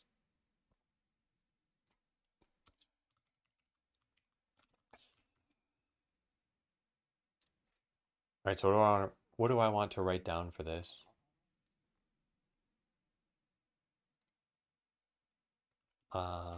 Both paths can be the same if you want. I don't think I want to write that. I think I want to make a readme somewhere on how to use this or why to use this.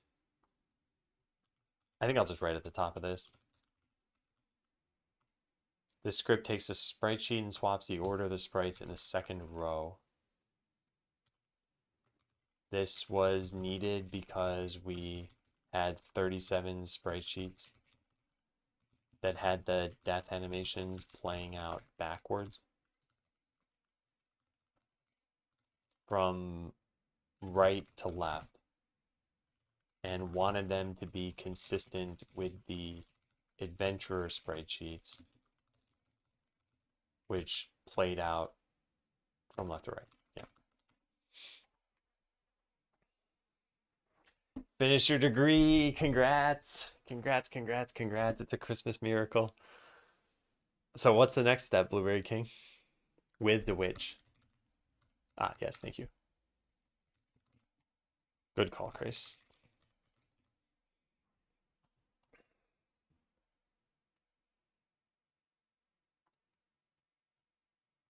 Okay, I do think we need a small README here.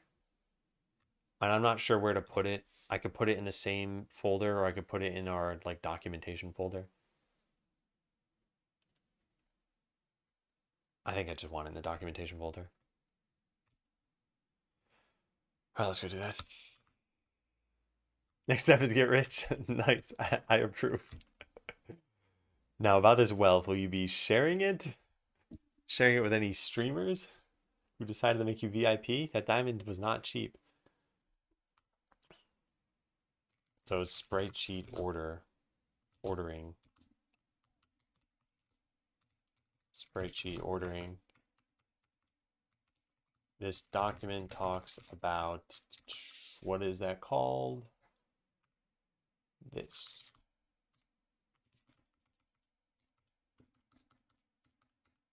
Skeleseller tools. Yeah. Background. I'm going to put this here. And I guess at the top of this, I'll just say see sprite sheet ordering.md for more information. Yeah, I think that's pretty clear. All right, do that. Join these lines. So the script, or whoops. Index.js takes the sprite sheet and swaps the order of the sprites in the second row. This was needed because we had 37 sprite sheets that had the death animations playing out backwards, and we wanted them to be consistent with adventures, which played off from left to right. How to use. Install Node.js. Is that how they stylize it? Or is it with a capital? No, it's not. Install Node.js, run. Well, I mean, I technically ran pnpm, but npm install, and then index path to input, path to output, and can't forget the node. I think that's it.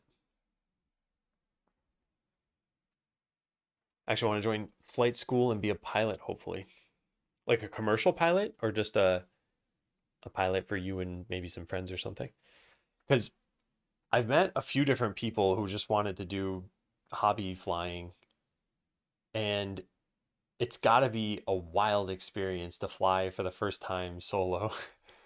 Like just crazy. Like humans were not meant to fly. Oh, an airline pilot. Yeah, yeah. Okay, gotcha. Yeah.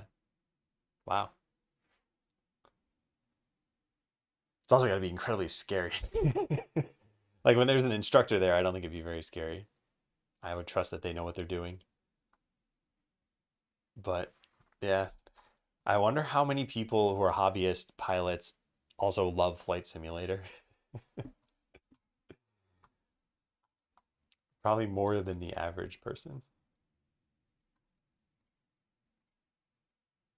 All right, this is all looking pretty good. We do have a PNPM lock here, and this requires that we use PNPM. I guess I'll just write that in the README. Oh, maybe I should write why I even use JavaScript.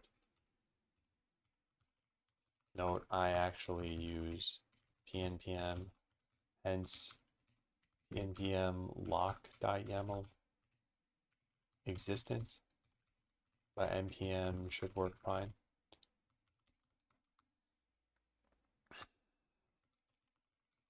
I wrote this in JavaScript instead of C# because regular C# doesn't support image manipulation on Mac OS without a library. The libraries available didn't seem great for various reasons.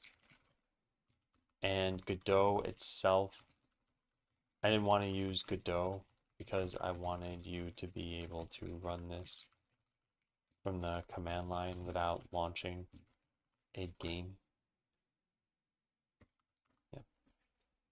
Hey, Sound of Typing, happy holidays.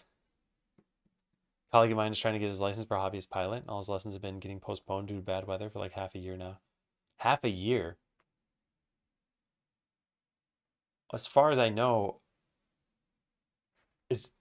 I'm assuming this is the Netherlands. As far as I know, the weather isn't that bad for half the year, right? Current weather is pretty much the same as here right now. Look at that. Of course, this is Amsterdam, but still, temperature-wise, it's not bad.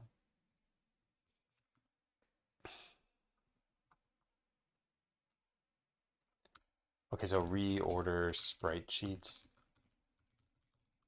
Death animations were playing out in the wrong direction, so I've added a JavaScript file to fix any of those sprite sheets.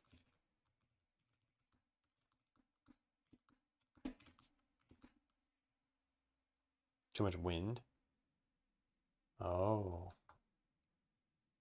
Yeah, the wind part makes sense. But, I mean, shouldn't you be getting experience for that?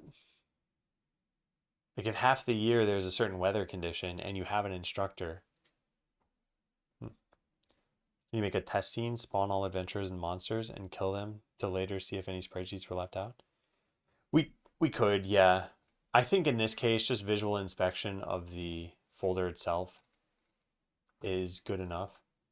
Because we'll probably never run that test scene again. And yeah, you can just see by looking at this that almost every single, first of all, every single death animation usually ends up with a monster sort of in the ground. So it's pretty easy to see at a glance that like, oh yeah, the sprites are all getting smaller. Oh, the red pixie has a shadow built in. I just realized that, which means that if we ever add the red pixie into the battle, they're going to have two shadows, right? Let's go test that out. We could just manifest a like has extra shadow property or something. All instance data. So let's put the red pixie into the forest. Do we have red pixie? Yeah, red pixie. All right, let's try that out. Got a question about the workflow of game devs. They all seem to use OneNote or some sort of Google Doc to keep track of the progression. Why don't they just use Markdown in the repo, as it'll be in the same code base as Git? So I take a copious amount of notes, and I actually do use Markdown notes for some things. In fact, actually, everything you see on notes.adamlearns.com is a Markdown note. Although it didn't start that way, and there are tons and tons and tons of them. Like I have probably 500 notes on here. So these are my like durable and shareable notes with anybody. So that's where that goes. Then I have the same durable notes in Obsidian that are only for me. So there's some private repos that I have for that. Then I use Google Docs, which are also shared if you go to today.adamlearns.com. And this is for the sort of real-time sharing of stuff. Then inside the repo, we have a bunch of Markdown files. And these Markdown files are ones specific to the code base that don't need to be shared with other people, just people working on the game. And then I also have some Google Docs for other random little things, or like a spreadsheet for the journal. So I think it all depends on who the audience is.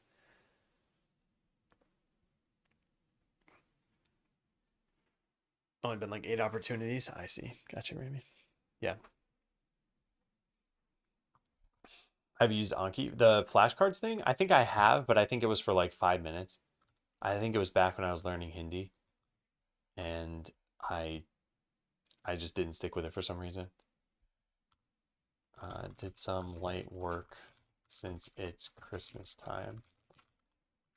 Flower.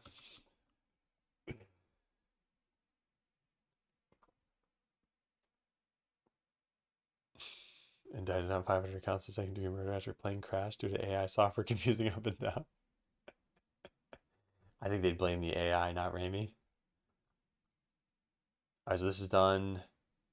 This is done. This is done. Yeah. Also, I know I'm in the Tuesday section right now. I really should just bump this all down to Wednesday. All right, for later, if you can change the content of a control, I need to look at this still. Passes feedback on, I should do that. I should do this. This is a quick bug. File a comment in this as a task for later. What?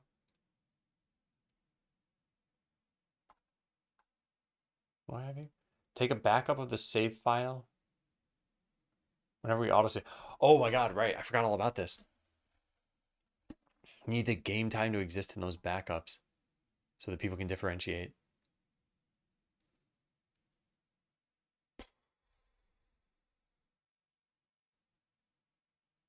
All right, yeah, let's file an issue on this. I need to take better notes, it seems. I'm starting a game dev project and I'm at the very early stages of planning. I'm here to see what I need for my process. You know what was the best thing for me, and I have a note on this and I'll share this with you actually, is this game design. I mean, it's not this whole note, although this note might be helpful for you, but this is the process that I follow for making a new game. And in general, I'll kind of just visually show you because you can always read the note on your own if you want. I make a design document. It's a Google Doc. Now there are tabs. This is amazing. So what you could do is you could have like a finalized design and make a new tab and have like a scratch section. But then I tend to have these sorts of sections in there. There's an overview. What's your elevator pitch for the game? There are links to any other documents and stuff. This is just logistical, really. But then there's design and questions, ideas, and usually a scratch section, which could be another tab. The reason why I think those things are important is because a lot of times when you make a new game, you're doing everything on paper, and it's very hard to tell on paper if a game is going to be fun. Like if you were to describe any game that's even a hit, if you were to describe Minecraft, if you were to describe Mario, if you were to describe StarCraft or any other game, and you're like, oh, on paper, oh, it's an Italian man jumping onto blocks and like trying to make it to the flagpole, you'd be like, that doesn't sound fun. Maybe you can envision it now that there are so many games that are out and you've probably played similar ones, and you could be like, oh, it's like Minecraft, but we've added in guns. Yeah. But otherwise, I think you're going to have a lot of questions and you're going to have a lot of ideas that pop up.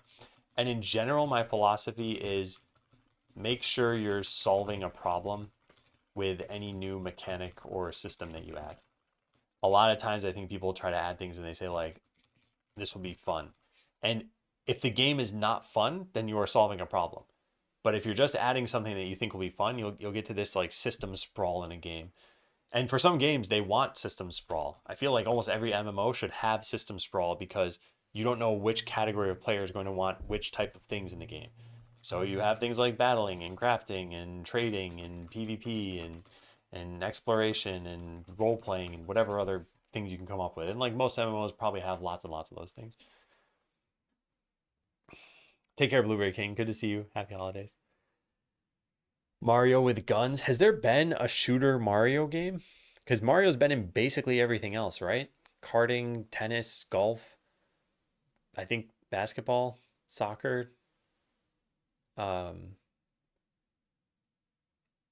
Mario's missing. He wasn't even in that game. What else? Typing? You didn't know you can organize a Google Doc like that? Yeah, yeah. It's pretty new. And the tab thing I think is really good for that. If you use it for nothing else, just having like a here's my final doc and then here's a bunch of a scratch pad, having it be related. Isn't that Tomb Raider platforming shooter? Oh, I'm not saying. Oh, I see what you're saying. Rami is saying, has Nintendo ever made a shooter game with guns? Yeah, they made Splatoon, but I don't know about with Mario. That's what I was wondering about. Yeah, StarCraft with uppercase. See, that is how you type out StarCraft. I actually know that, and I know that Minecraft doesn't have a capital C. I very much care about the stylization of things to the point where if I type out MacBook like this, wait, MacBook. Hang on a second. There's let me figure out what I'm trying to type here. Oh, lowercase MacBook. If I type lowercase MacBook, it auto fixes it for me. The flower is kind of shooting. That is a very, very loose definition of gun. Although I guess I might have said shooter, but yeah, like has Mario. Oh, I guess okay. I guess one thing counts, right? There is in Super Smash Bros. There's the Super Scope, and I guess there's the ray gun, and Mario can hold this. Yeah. So Mario has shot a gun in a game. In fact, look, this is Nintendo. This is violent. Mario with a cannon, extra violent. Yeah, it does look pretty cool. Switch version of Mario RPG is a remake of a SNES game. Yeah, yeah. Where? What was? Oh, I see. You're talking about remakes. Sorry, I thought we were on the shooter topic.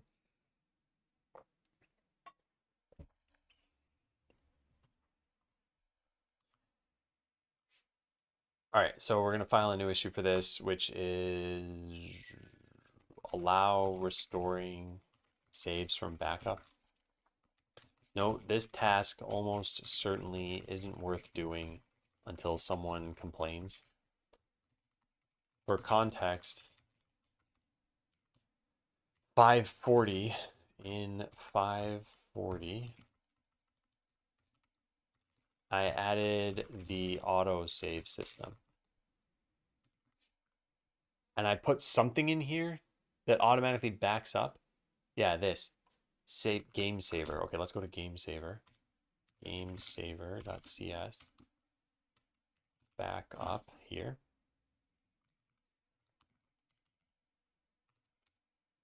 I also added these two lines, which will back up the save file to a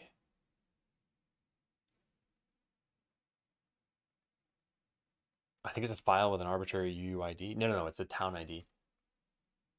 To a file named something like, we're just gonna go find it.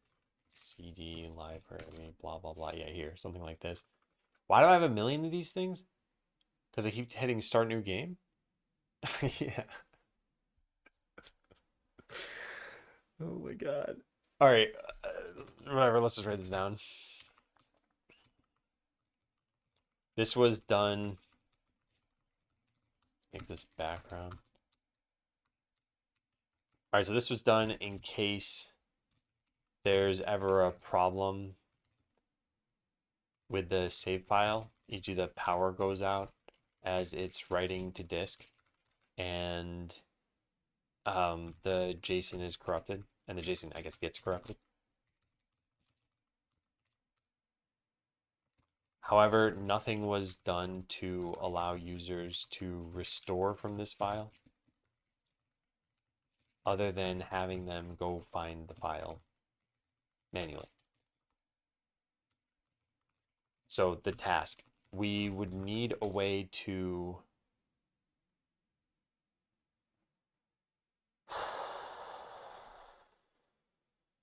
I don't know if we need a way to detect this.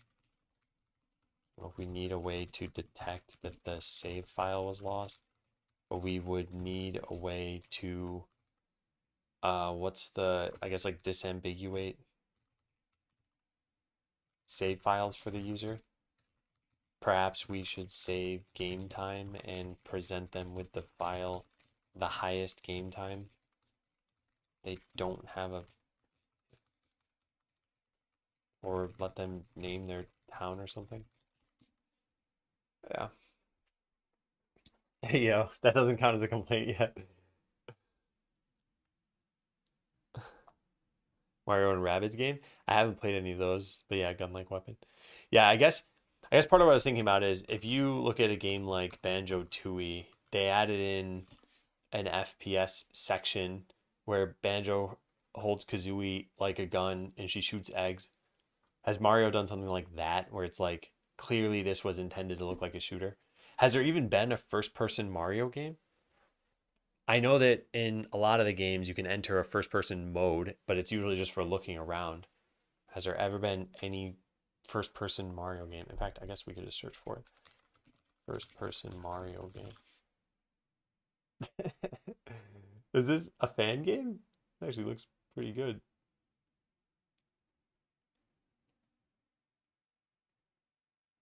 I think it is a fan game. Yeah, I think it is. And I don't think there has been a real first-person Mario game. Well, Mario 64, like I said, you could press up C or C up or whatever, and you could enter a first-person mode, but you couldn't walk around like that, right? I think lots of games have a camera view that is not the main camera view, and I wouldn't call the game a first-person or third-person game based on just the existence of that camera view. This almost certainly isn't worth doing until someone complains. Yeah, cool. Okay, so I'm gonna save this game saves. And I think I'm gonna mark this as not planned. Yeah. Till someone actually needs this task. I just wanted to compile the context. Okay, done. Then we can delete this. Oh yeah, let's do this. This is super important. So we're gonna do this. What time is it? 10:30. Anything else? I guess these things can be done after this.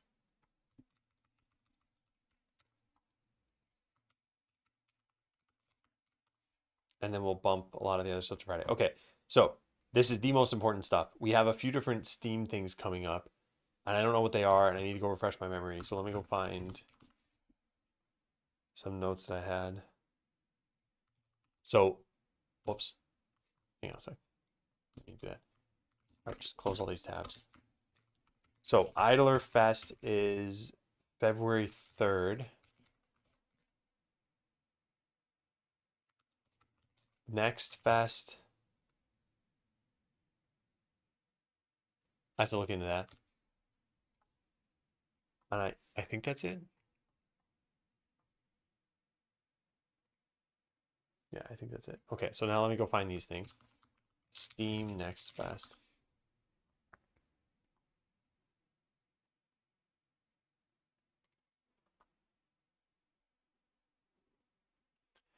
Better start planning how you make the game intro for Steam. Well, first, I just want to figure out what are we even trying to target necessarily. Hey, noob. Merry Christmas. Long time no see.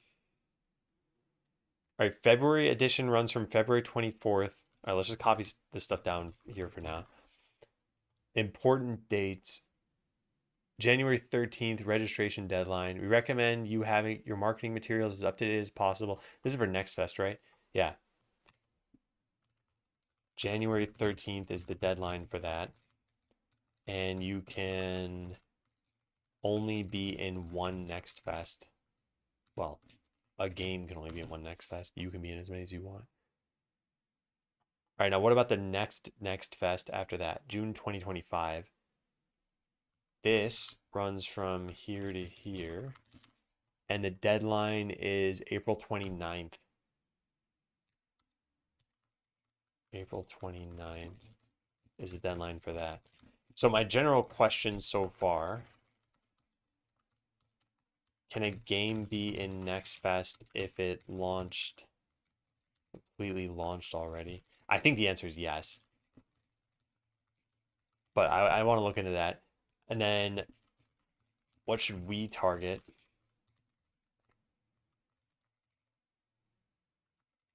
Feb, June, or 2026. And then when's the Idler Fest? What is Next Fest? I'm actually not totally sure myself. I think it's just a big demo festival of upcoming games. Multi-day celebration where fans can try out demos, chat with developers, watch live streams, and learn about upcoming games on Steam. For developers, Next Fest is an opportunity to get early feedback from players and build an audience for a future launch. Interesting. Interesting. Are the sessions recorded? Invitation, change my plans. Please visit Steam Next Fest. Yeah, I think this is worth reading. Let's read this. All right, week-long celebration of upcoming games where customers can try out demos, watch live streams from the devs, and wishlist their favorites. For developers, Next Fest is an opportunity both to get early feedback from players and build an audience. Steam typically hosts 3 editions each year. Wait, there's an October one? I thought there were 2. Steam Next Fest October 2025. Wait, so February 2, 6, and 10. Yeah, so they're just all 4 months apart. Oh, that's not too bad. Reveals dates for first half. Okay, so I don't think they have the dates for October, maybe? Huh, interesting. Okay, yeah, so Feb, June, October, or 2026. We don't know the October dates yet. What else do we have here? If your title is one where a demo makes sense, it's a free opportunity to put your game in front of an audience eager to try out demos and wishlist new titles. I'm pretty sure it makes sense for this game. Yeah, I think this is a good idea. We don't even have to start developing until September then. Yeah. All right, it's break time. I'll be back in 9 months. I was away for a while. What are we discussing? There are 2 upcoming things on Steam that I have to figure out. Are we going to try to hit, and when? How would we do that? One is Idler Fest, which is apparently February 3rd. That might be a little bit tough. And the other is Next Fest, which happens 3 times a year. Let me see if that event is still hosted. Maybe I can present there again. If you want to, yeah, sure, Amy. I remember ordering some t-shirts for that.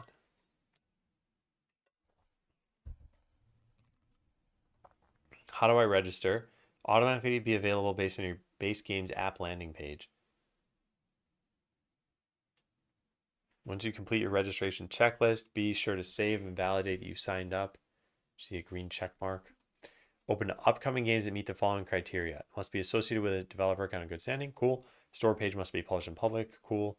Includes a publicly playable demo. Don't have that yet, but that would be fine. To be released at any time after Next Fest. Yeah, so it's only for future games. So this is actually, the answer is no. What are these events summarized? Submit application. If it passes, they promote your game there. Where is there? So if you go to Steam right now, let me do this in incognito tab. That way it doesn't filter out any games. So right now it sees a Steam Winter Sale. Imagine that it said like Steam Idler Fest, and then the top 3 games here, and you could like page between these, and I don't know, like that's where I think this stuff will be mostly. There will be a way for you to just see it kind of right at the top of the page. But I don't know if Idler Fest requires the game to be launched. Maybe we should make a document for this. Yeah, let me go do that. I might want to share this or look at this later.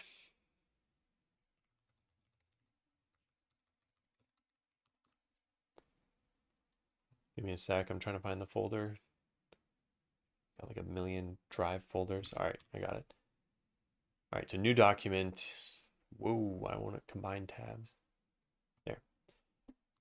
All right, so Steam launches for Skeleseller. Steam events for Skeleseller. Yeah. Up top, closes doors after 17 years. Wow. All because Raimi didn't show up. And his own piloted plane, AI piloted. Yeah, well, the sales, okay, I only had a game on Steam for, let's say, like 6 months or a year or something like that. But if I recall correctly, at any point you can choose to put your game on sale, and you're allowed so many times of doing that. I want to say like five. I'm most of this is probably wrong, but that's my general understanding. Is there's some limitation, you have to opt into it, and then Valve takes care of the rest. Remember a few fests on Steam around the Summer Game Fest that were specifically for games with demos. Yeah, that was probably the next fest that you saw. So backgrounds, it's today and Steam. Ooh, wait a second.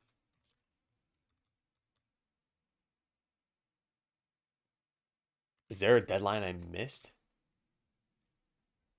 Hang on, hang on, hang on, hang on. Something I wanted to do. I had an email reminder. I think it was this stuff, and I don't think we missed anything. But now that I think about it, I don't know when you have to be ready for this Idler Fest. So I guess let's add that in.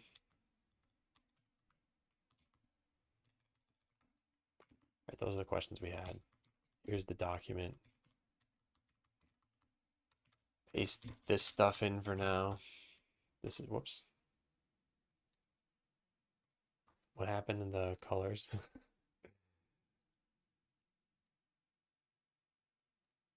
What's going on? Oh, there it goes.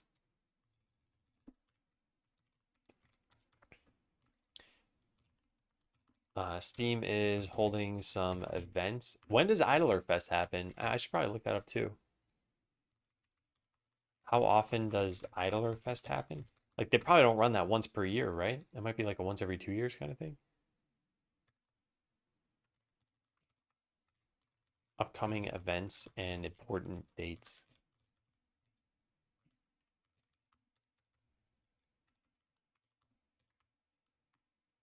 Event date and maybe we say like deadline to submit. All right, so event Idler Fest 2025. Steam Idler Fest. Official dates. Wait, first Idler Fest? Oh, first half of 2025. Idler Fest is February 3rd to the 10th.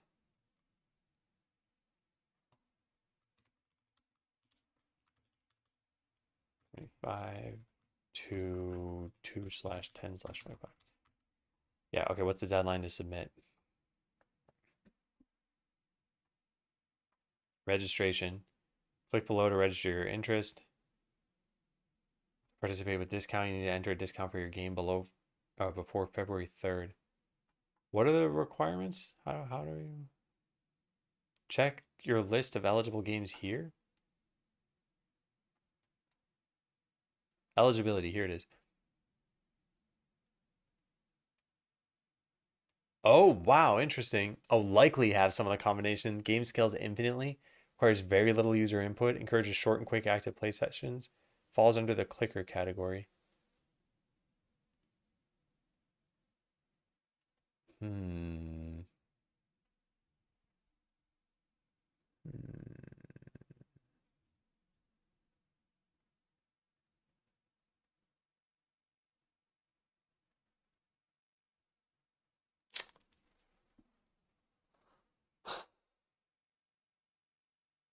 Does the item tracking count? Well, this is what I'm wondering about. This is what I consider to be an idle game, and I don't really consider Skeleseller to fall into this. It does not scale infinitely. There's some user input. I don't know if it's very little. I think it's pretty little compared to other games. Short and quick active play sessions. I, I'm I'm just not sure about this stuff. It's definitely not a clicker category kind of game. And I know it doesn't say that you need to meet these things, but I don't want to exploit this or give people the wrong expectations here. Huh. None of your games are eligible to participate.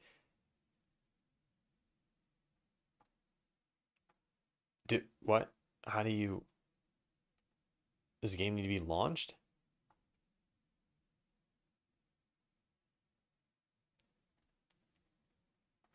What? I don't understand.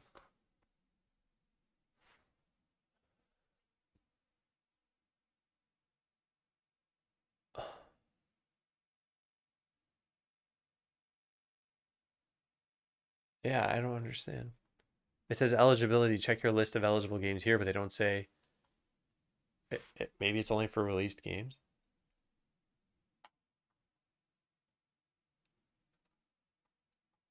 Yeah, I don't know.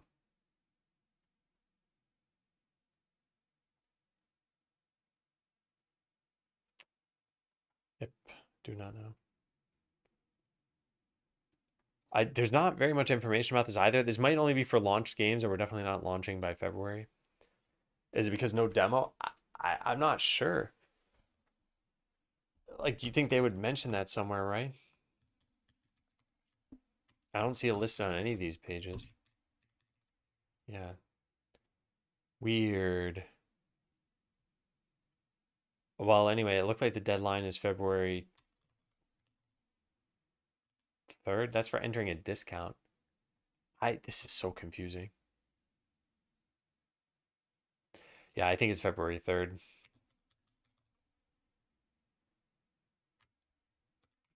All right, so Idler Fest, there seem to be very few details about this. Skeleseller isn't listed as eligible, but I don't know why. Maybe it's because we don't have a demo or because we haven't launched. Is the event not just that they're promoting idle games through discounts? That might be it. Although it sounds like it says to participate with a discount. That implies to me that you can participate without a discount. But I don't know. It just seems like there are very few details about this. This fest is for all the games you can play while not playing. Fest is for games that play themselves. Event runs from this. It will include eligible titles with sections for discounted titles. Yeah, so you don't have to discount it. Unreleased titles, games with demos, and more. Huh. I wonder how you use Steam's coming soon feature.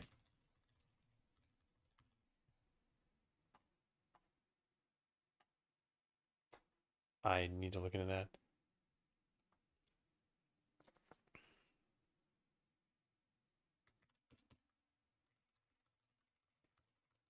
We don't have a demo and aren't listed as coming soon. Oh man, well, it sounds like we could decide even before February 3rd. Let me think about this though. January, we're gonna just imagine that we have checkpoint 5 done. So I've finished all the tasks I have for checkpoint 5. We would not have an intro to the game yet. You just click new game and it would pop you right into the game. We wouldn't have a ton of content, which I think is actually fine. I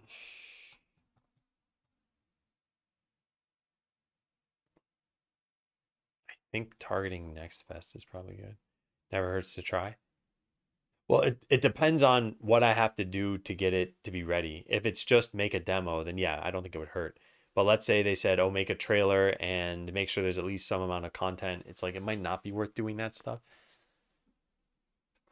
And yeah, same thing, that coming soon thing. Let's say I have to be in this coming soon tag, then maybe that means I have to launch then by 4 months from then. And I don't know how feasible that would be. I don't know how to even find this information though, probably through Steamworks. Resources, documentation. Do they have...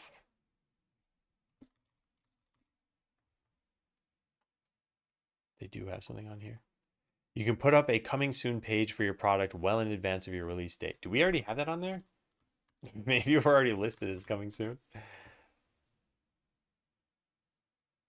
Oh, hey, it is there. Oh, interesting. So then that can't be the case that we're not in. It's because we don't have a demo. Do we have the idle tag on here? Yeah, we do. Wonder why it's not. Huh.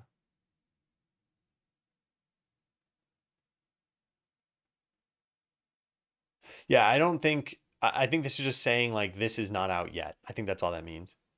Did it say it's not available? The Skeleseller? Yeah, yeah, yeah. Because I don't have any download button or a buy button. Timing. Recommend you publish it as soon as you're ready to start talking publicly. Okay, yeah. So they say do this well in advance.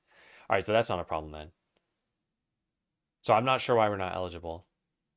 I assume we need a demo. And this page said here, appeal to include a game. If you have a game that you believe completely matches eligibility criteria, you can use the appeals process here to let us know and describe what we might have missed when reviewing your game. I'm guessing this just needs to have a demo. But I don't understand where they say that for sure. Unreleased titles in coming soon mode. Games with demos and more. It sounds like we can get this. We might want to appeal then.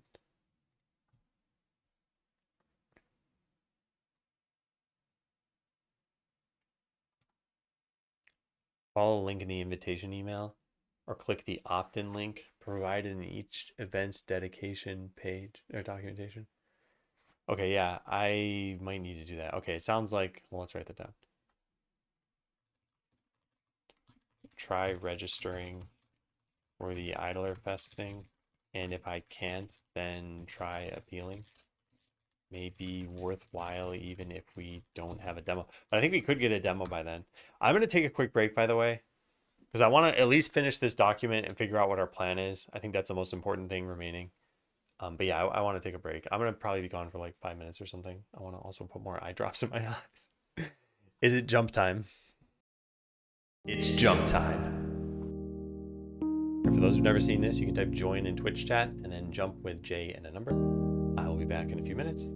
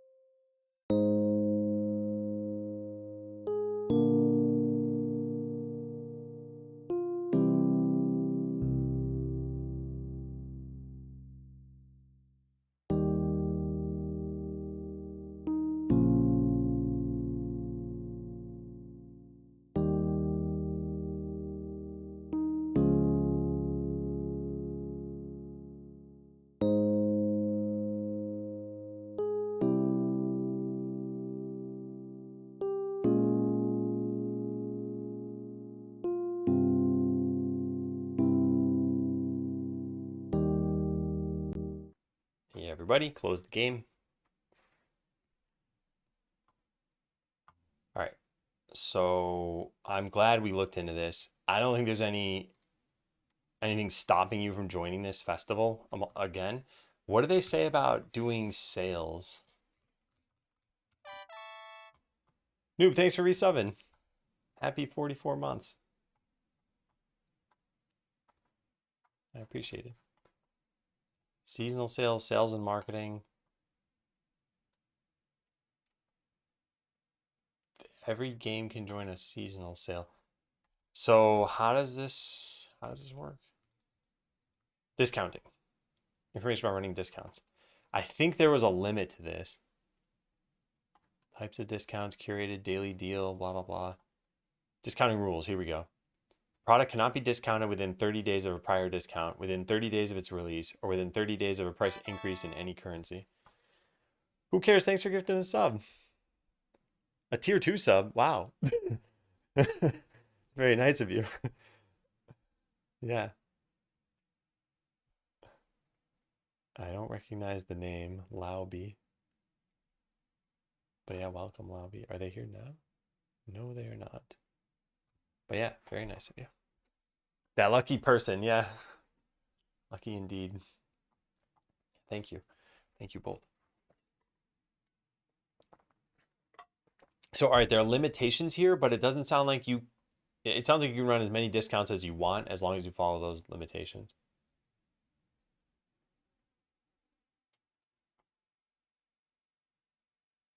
Yeah.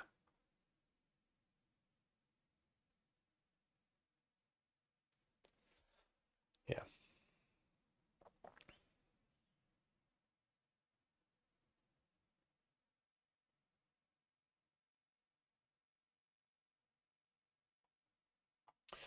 Okay, cool. Yeah. I think I've got the answers to most of my questions. I should probably put some links here on this page. Rules on sales / discounts. So Idler Fest, I think we got to do. Now let's look up Next Fest. I guess there are a couple different ones. Next Fest 2/24/25 to 3/3/25.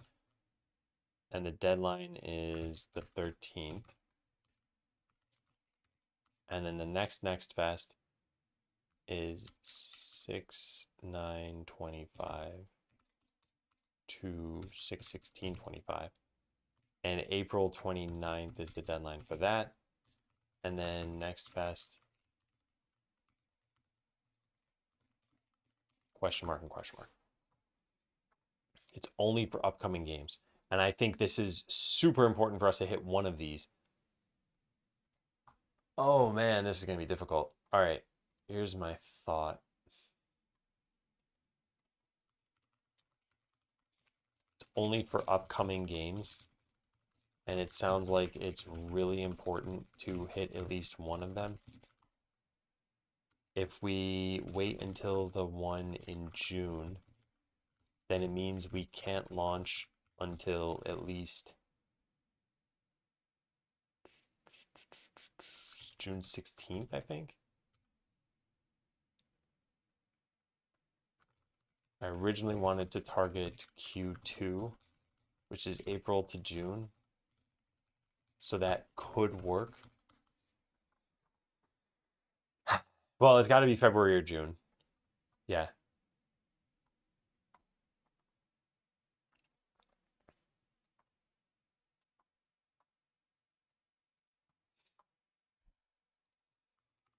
So restrictions here.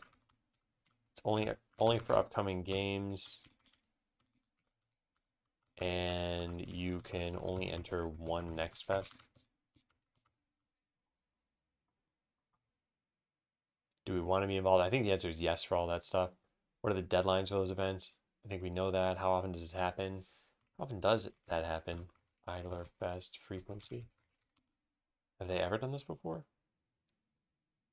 Frequency varies, typically occurs several times per year. Really? Can you see the 2024 calendar? Did it happen then? I don't think it did.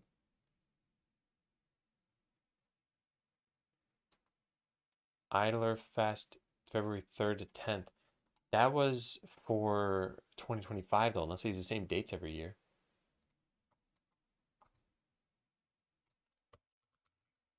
Yeah, this is 2025. Every Steam event, every Steam sale left on the calendar. This is only the second half of the year though. Oh man. So way to get all the historical sales. Steam events 2024. Full list.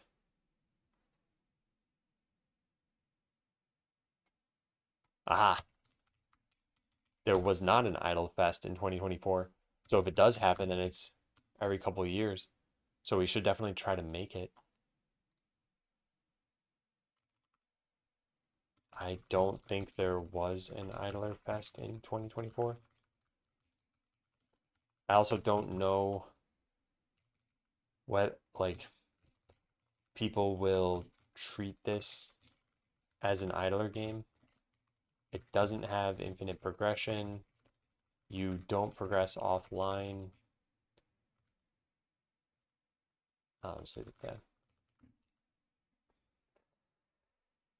I always kind of wanted to, I always want to call it semi-idle or semi-active. Someone suggested idle light. But I think these things are slightly better descriptions. When the game is playing, you aren't doing a lot. So it is kind of idle in that sense, and I think that's probably good enough.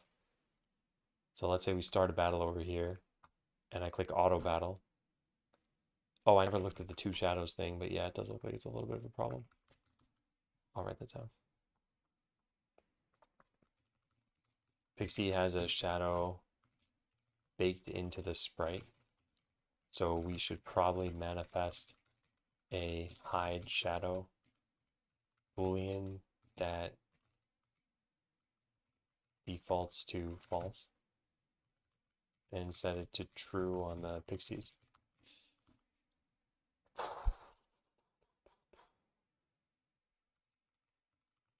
Still, I think most people wouldn't consider it a truly active game.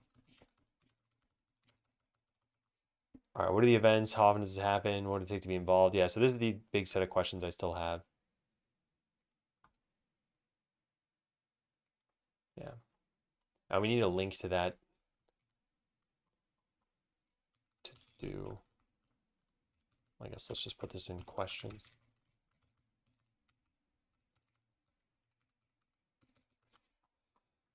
All right, next fest. Where are you at? Where y'all at? Here it is. Eligibility. Does it have a link to it? Huh. They don't have one? Huh, they don't have one. How do I register as one? Right? No, it doesn't. Yeah, it's just the high level thing here. Oh no, here it is. Okay.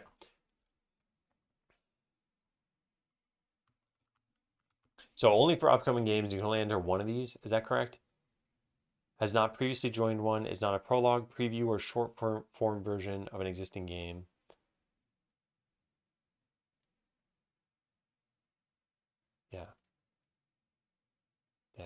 Yeah. Yeah. Cool. Okay. This is a really good thing that we did here. So this is the final thing, which is what would it take to be involved? What do we need to do on Steam? What tasks should we do? So what should Skeleseller look like for any of these things? Like which features are most important? I don't know that it matters too much. Next Fest, by definition, is what's coming up next. So it's not fully launched games. You wouldn't expect a fully polished product. Some of them, excuse me, aren't even really in early access, although I guess demos kind of sort of count as early access.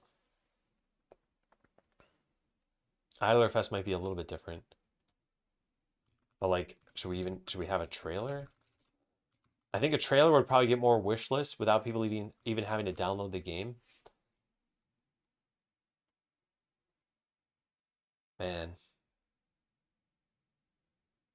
I wonder how hard it would be to make a trailer for this game. Because the last one I made was for Botland and just took so much work.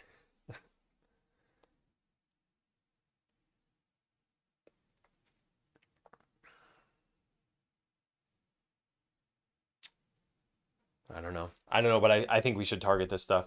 So I think we need to do this.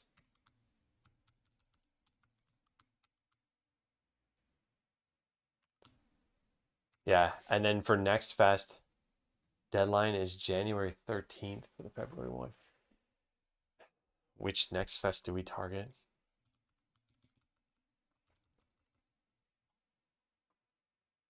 It's probably just write like tasks we should tackle for Skeleseller. I think the trailer is the most important. People may land on the game page because of the art, but then realize it's not ready yet and just want to look at the trailer. Anything else? I can't think of anything super pressing. It's like we're not going to add a ton more content. We're not going to add new classes or something yet. The game is kind of the game. I think it's just the new player experience stuff, which is kind of what we've been focusing on. Any other new player experience tasks, especially crashes? I wonder if you can leave reviews for a game that only has a demo. Because I wouldn't want people to say like, oh, the demo is unpolished or sucky, and then the reviews are just stuck there. Hmm.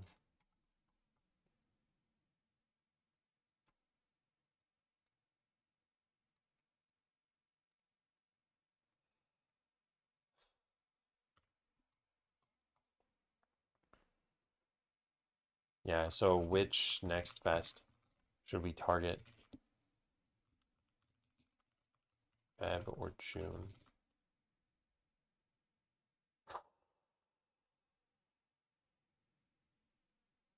January 13th is just so close. And we don't need the full demo by then, but we need to know that we're entering it by then. That's what, 1 week, 2 weeks, like close to 3.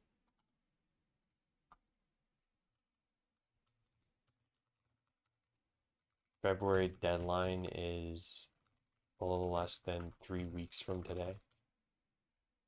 Just doesn't strike me as a good idea. But what happens if we want to launch the full game in like April? We're not gonna wait till June.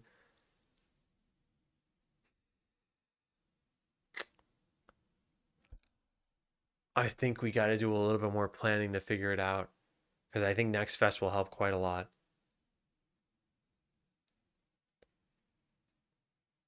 Yeah, yeah. All right.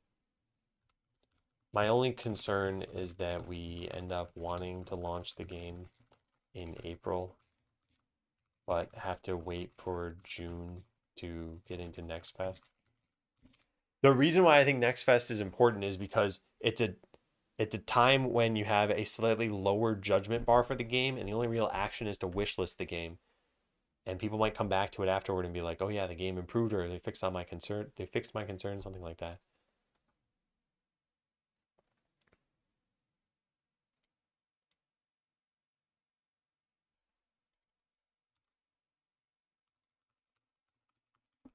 Yeah, rationale. Um, you can only be in one, and it can only be before you launch. So yeah, I'm not good at names. Welcome in, welcome in.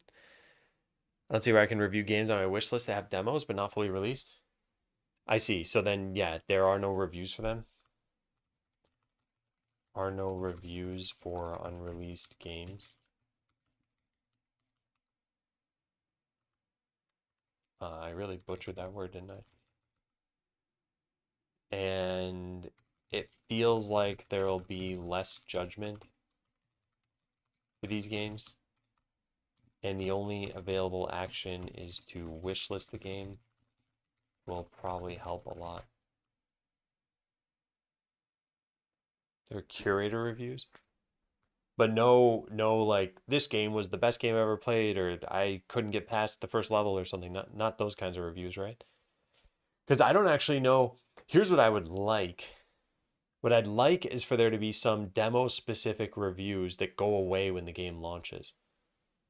I know early access has reviews, and I don't know. I don't think they go away. No user reviews, yeah. There are no user reviews.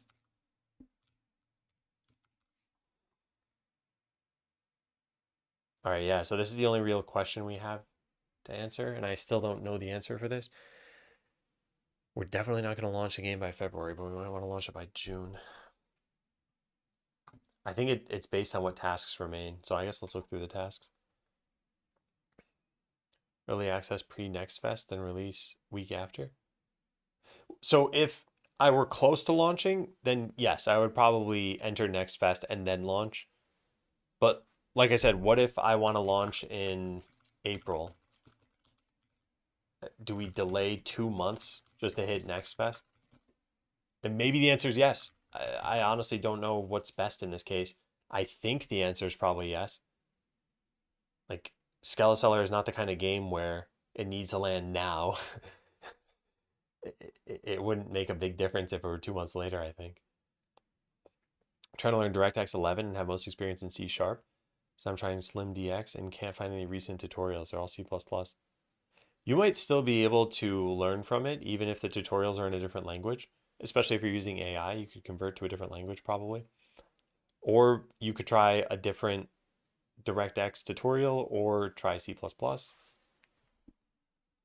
But I would probably just try the tutorial as is and see what you can learn from it. Because if you understand C#, C++ isn't going to look too different to you or too foreign. Early access has reviews. Yeah, yeah. The reason I thought I knew that is because I think Valheim is still in early access. Valheim. Is it? Yeah, early access. And it's got a ton of reviews.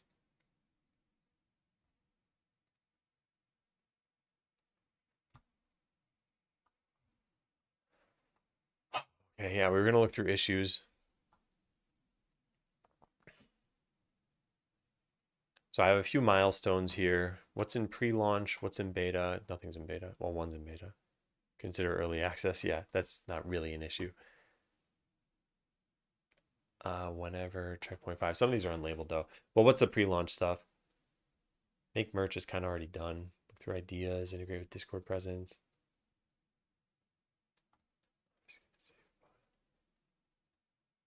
Customers.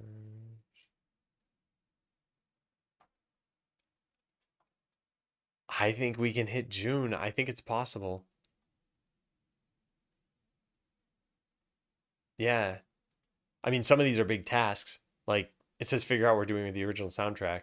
I mean, this is actually a very small task. This was just, do I put it on YouTube or Spotify or something like that? Or do I sell it? So the task itself, I guess, is kind of easy. But the making the soundtrack is a huge task. But that's technically not that one. What else do we have here?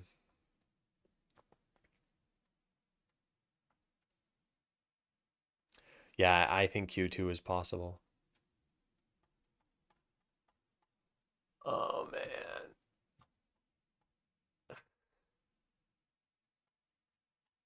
Oh, man. Yeah. I looked through the remaining tasks, and Q2 definitely seems possible. It's hard to say exactly what would allow us to do this, so let me think. If checkpoint 5 takes all of January, then there's still, I want to make 2 or 3 more music tracks. I want to make the trailer. There's some dev work too. 2 months. Yeah, I think we could target April. I think we could. All right. Well, I think that means that we probably should try to hit the February deadline for this. Oh, God.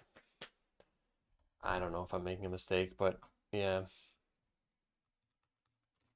We should try to target the January deadline for Next Fest. It's January 13th, right? Yeah. I can definitely see the game getting done by April.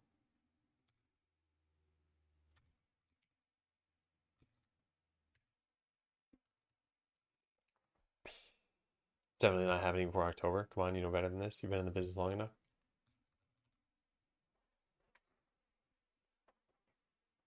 It's possible. I'm underestimating this.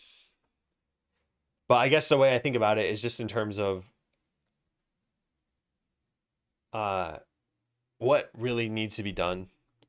So I've been playing Slay the Spire, and it's a good game, don't get me wrong. But when I look at what is the game, what is packaged into this thing, I think it's not a perfect game or anything. I think they did a lot of things really, really well. I think there's good balancing. And yet, like the number of music tracks in the game, I think is like four. So it's not some super expansive game. It grossed like $60 million.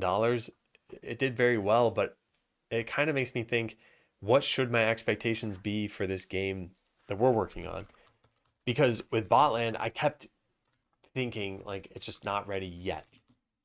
And this went on for years. And then I released it and I thought, man, I should have released this earlier and then just moved on or improved it in whatever ways I could. I don't want to get into that cycle with Skeleseller where I'm like, man, this just, it feels like something's missing and I just keep adding stuff. There are some things I could definitely add, but we could also make DLC eventually.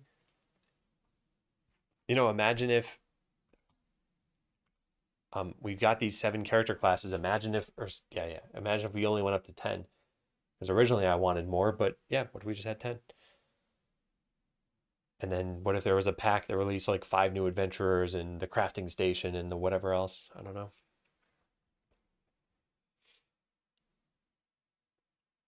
Yeah, so these are tough things to figure out. Yeah, these are tough things to figure out.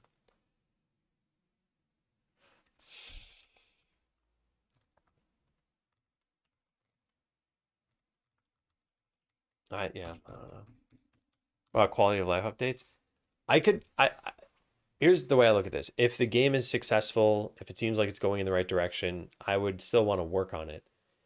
If And I don't think this is possible, but if I launch the game and I just see zero sales and there are, Valve ads and crickets on my page to show how boring the game is and no one ever buys it, I would just stop working on it. Like I said, I don't think it's possible because enough people from the stream would probably buy it just to support. And then maybe Valve picks that up and is like, oh, it looks like people are playing this game and buying it. And it shows it to more people. And even if only 1 out of 10,000 people who look at the page get it, it'll have some sales.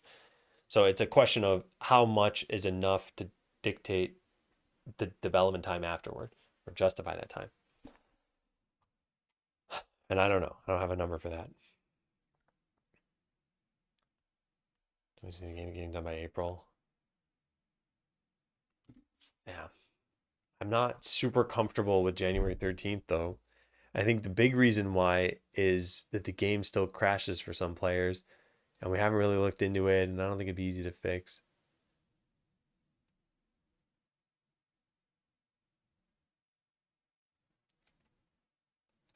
I'm not sure. I guess we'll just add this in. I'll leave it like that for now.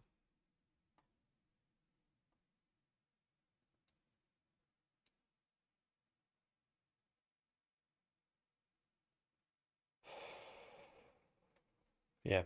All right. All right. Well, we've done what we can here. So let's put this in the early access thing.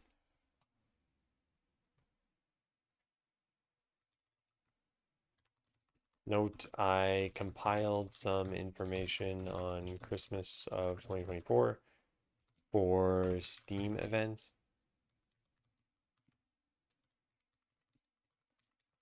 It may be somewhat relevant here. In general, I realize that we don't have a ton of tasks remaining. And it could be good to launch somewhere with softened expectations. Basically, every game crashes for some people. How many is some in percentage? It was enough that it was spooky. And we didn't have the autosave system at the time, so people lost their progress. Now we have autosave, so when you do reload the game, you should just be able to pop right into what you were doing. And at most, you could have lost, I think it's 5 minutes. And I don't think any 5 minutes you ever do in this game is going to be so important. So yeah, if I hit load game right now, I think we're back to whatever I had before. Okay, yeah. Well, I am reasonably happy with those conclusions for right now. Let's look through a couple of these things. I want to do just a little bit more miscellaneous work and just get some of these things off the list. So yeah, let's see. Show all signs and then grant most things. The enchanter will be built and also have its sign showing. So show all signs and grant most things. Yeah, that definitely happens. Town, show all signs. There is no show all signs, is it this? This calls show all remaining signs and then grant most things. If the enchanter is null, create enchanter den. This doesn't do anything to try to hide the sign. It just calls show on the sign. Oh, because of how... It's just not positioning it correctly. That's the problem. Oh, well, then this is easy to fix. Sign.show, yeah. It's show enchanter sign. There, I think that fixed it.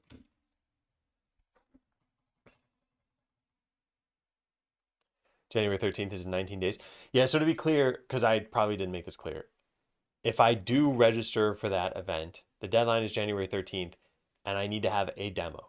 That demo doesn't need to be the final version. So I could submit this, like with cheats and everything in it and whatever. It just needs to be something that runs. And then in the next 2 weeks, I'd still have some time to work on that demo and submit a new version. Actually, not even 2 weeks. I guess there'd be a month and 11 days. In fact, that does change things a bit. Oh, this is so difficult. Also, I'd have a month and 11 days after the deadline to improve the demo. Yeah, that does make it a little bit more amenable. All right, did we fix this thing? So I click show all signs, grant most things. It did not fix it, but this should be what fixes it. Reposition or hide sign. Did I relaunch?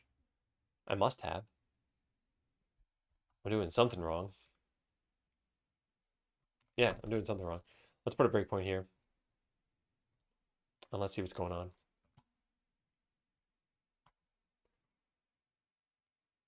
Show the sign, reflect current building status, reposition.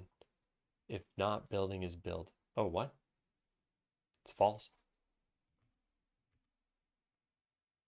Building current level. Does the building exist? It does. Get current level is 0. That's not true. Shouldn't be true.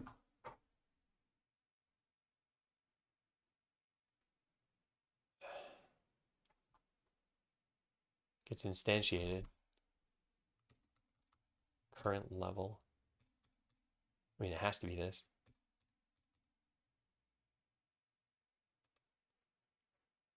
There's a spell crystal, right? Why does this start at 0? I guess because you might not have a crystal?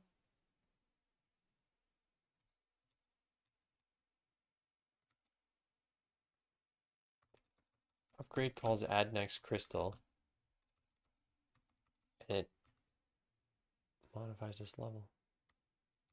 I think we do this elsewhere. I think that's the problem.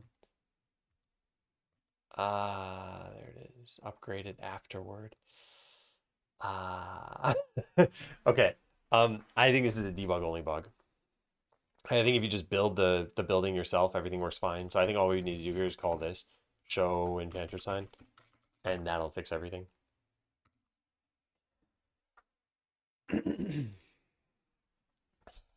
And if that is the case, then that's it. That's all we're going to do. Because this is not worth looking into any further than that.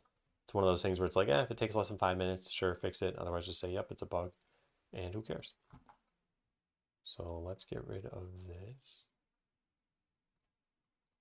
And it's fixed.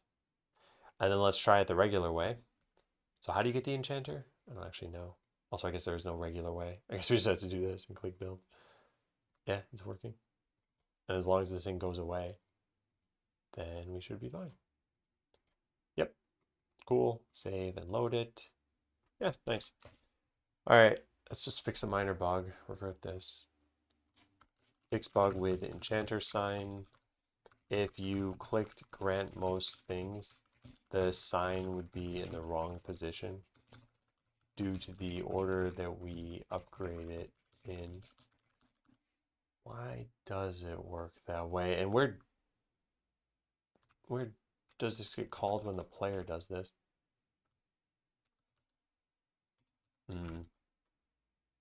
I see. Okay.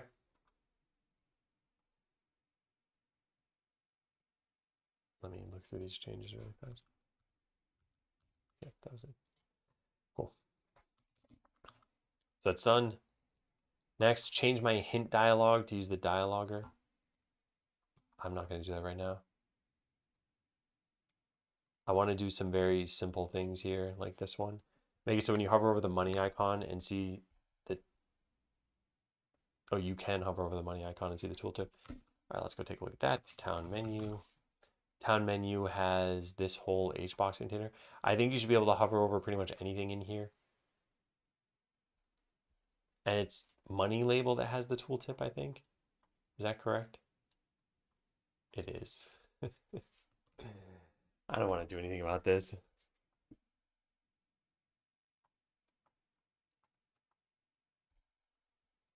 Yeah, I don't want to do anything about this. It's just that you can't hover over the money symbol to see this. But I did say I wanted to change this. Get rid of money and the word G in the money symbol, and then just show the coin and the amount. Yeah, we should just make a component out of this.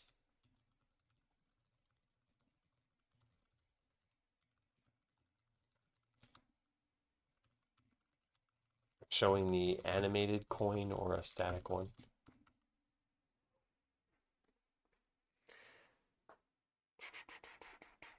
Okay, then instead, let's look at this bug. I want to get something off this list, and I think that's about it. And then I'll probably call that shortly after this. So what is this bug? This is start a battle in the forest. So we're in the forest. And then click the portal, select another location, wait for the battle end. Yeah. So we start a battle here. We go back to the portal, we click this. And this says crypt right here. If we speed up the game, it's going to eventually change to forest, I believe. Wait for that to be 1. Yep, it changed to forest. All right, so let's go find out why that's happening. This is get instance info string. Where's this called from? Here, update selected instance label. That's done anytime a battle is won. Oh, I see. I see. I get what's happening here. We needed to do this in case you can tell which items you won from that battle, but it might not be the currently selected instance anymore. Actually, is that why? Why did we do that? That should be just update the tooltip, not update the selected label. The label is based on info. Info is based on... Oh, the level can change, I guess. All right, I see. I see. So we need to know what is currently showing. Is there a way of knowing that? No, we'll just save it. There's selected instance ID. Oh wait, we do have that.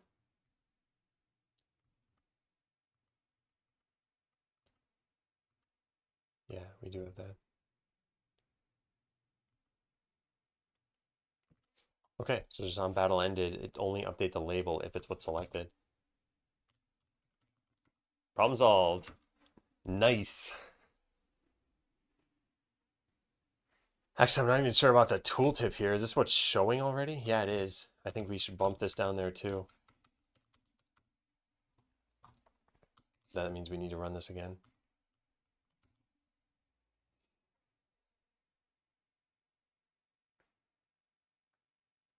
Nice. Nice, nice, nice. It's been an enjoyable couple hours. Well, thank you. I'm glad you had fun. I think this stream is going to return to normal maybe on Friday. Oh, I almost opened my personal calendar on stream. That would have been a big mistake. I was on autopilot for a second.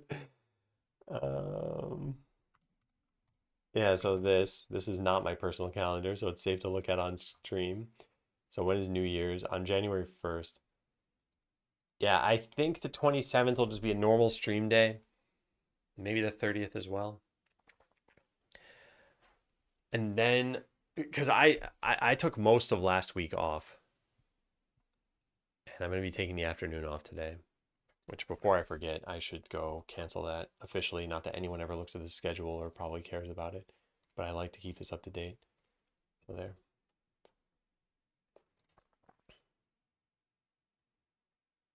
Yeah, I think the only question is whether I'll stream on the 1st. But yeah, so normally what happens on the stream is I stream from, right now it's about 11:30. I usually stream from like 8:30 to about noon, and then about 1 to 4. So it's about 6 hours of streaming. And it's been lighter in past days just because of the vacation time and everything. And sometimes I lump it into one stream. That's 7.5, that's 6 hours and 10 minutes. But yeah, generally it's a little bit more development and a little less like writing in documents and stuff. All right, so is this bug fixed? Take a look. We start a battle over here. Go back over to here and click this. Yes, seems like it's fixed. Try that one more time. Oh, where will this start the battle? In the selected location? Yes. That's what I would expect. All right, but let's do this one more time. Why does it say? Oh, I get it. Okay. Nice. Yeah, it's working great. So now if it is the selected thing, it should change the rewards right there. Perfect. Perfect. Love it. Fix bug with selected instance. In the instance map. Well, I'll just say what the repro is. Copy as markdown. That did not work. Well, it worked, but it didn't do what I wanted it to do. I wanted it in hyphens. All right, start a battle in the forest. Click the portal while the battle is running. Select the location. Wait for it to end. At this point, it'll show the forest even though... Yep.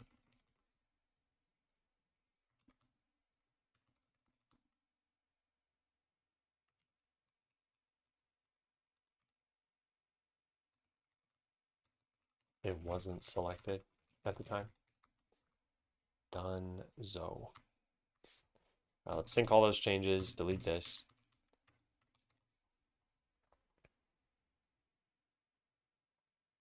All right. Yeah. Cool. Well, this has been a success of a Christmas stream. I got some stuff done. Like I said, it's not the most important stuff, but I think we're going to get back to important work probably on Friday. Although maybe we'll do a little bit more of the light stuff, but we need to get to some of these issues. Yeah. And I don't think these should be very difficult. So I think Friday should be PRs and then checkpoint 5 issues. Okay. Hey, Fern. Merry Christmas. Yeah, I am just about to end. I only wanted to do a morning stream. It was about, let's see, 3 hours and 10 minutes. So not super long. I'll go and actually celebrate now. Well, normally I would stream for longer, so it is a little bit more casual. I hope you are having a good Christmas, though. And happy holidays to everyone. I'm going to try to find someone to raid really fast. Oh, you know what? Let's raid Cavino. Cavino raided me the other day. This is what happens when you raid somebody. They potentially raid you back. And I was hanging out there yesterday. Seems like a cool guy. Was expecting a Santa hat. Not today. No, I don't own a Santa hat. But hey, Atomic Man. Yeah, thank you all for watching. I'll be back on Friday. That'll be the next time I stream. And I think it'll get back to normal content. So I'll probably start tackling just the checkpoint 5 tasks so we can launch well in mid-January. And it'll be another alpha that we do then. Yeah, thanks for watching. Happy holidays. Merry Christmas, everybody. See you later.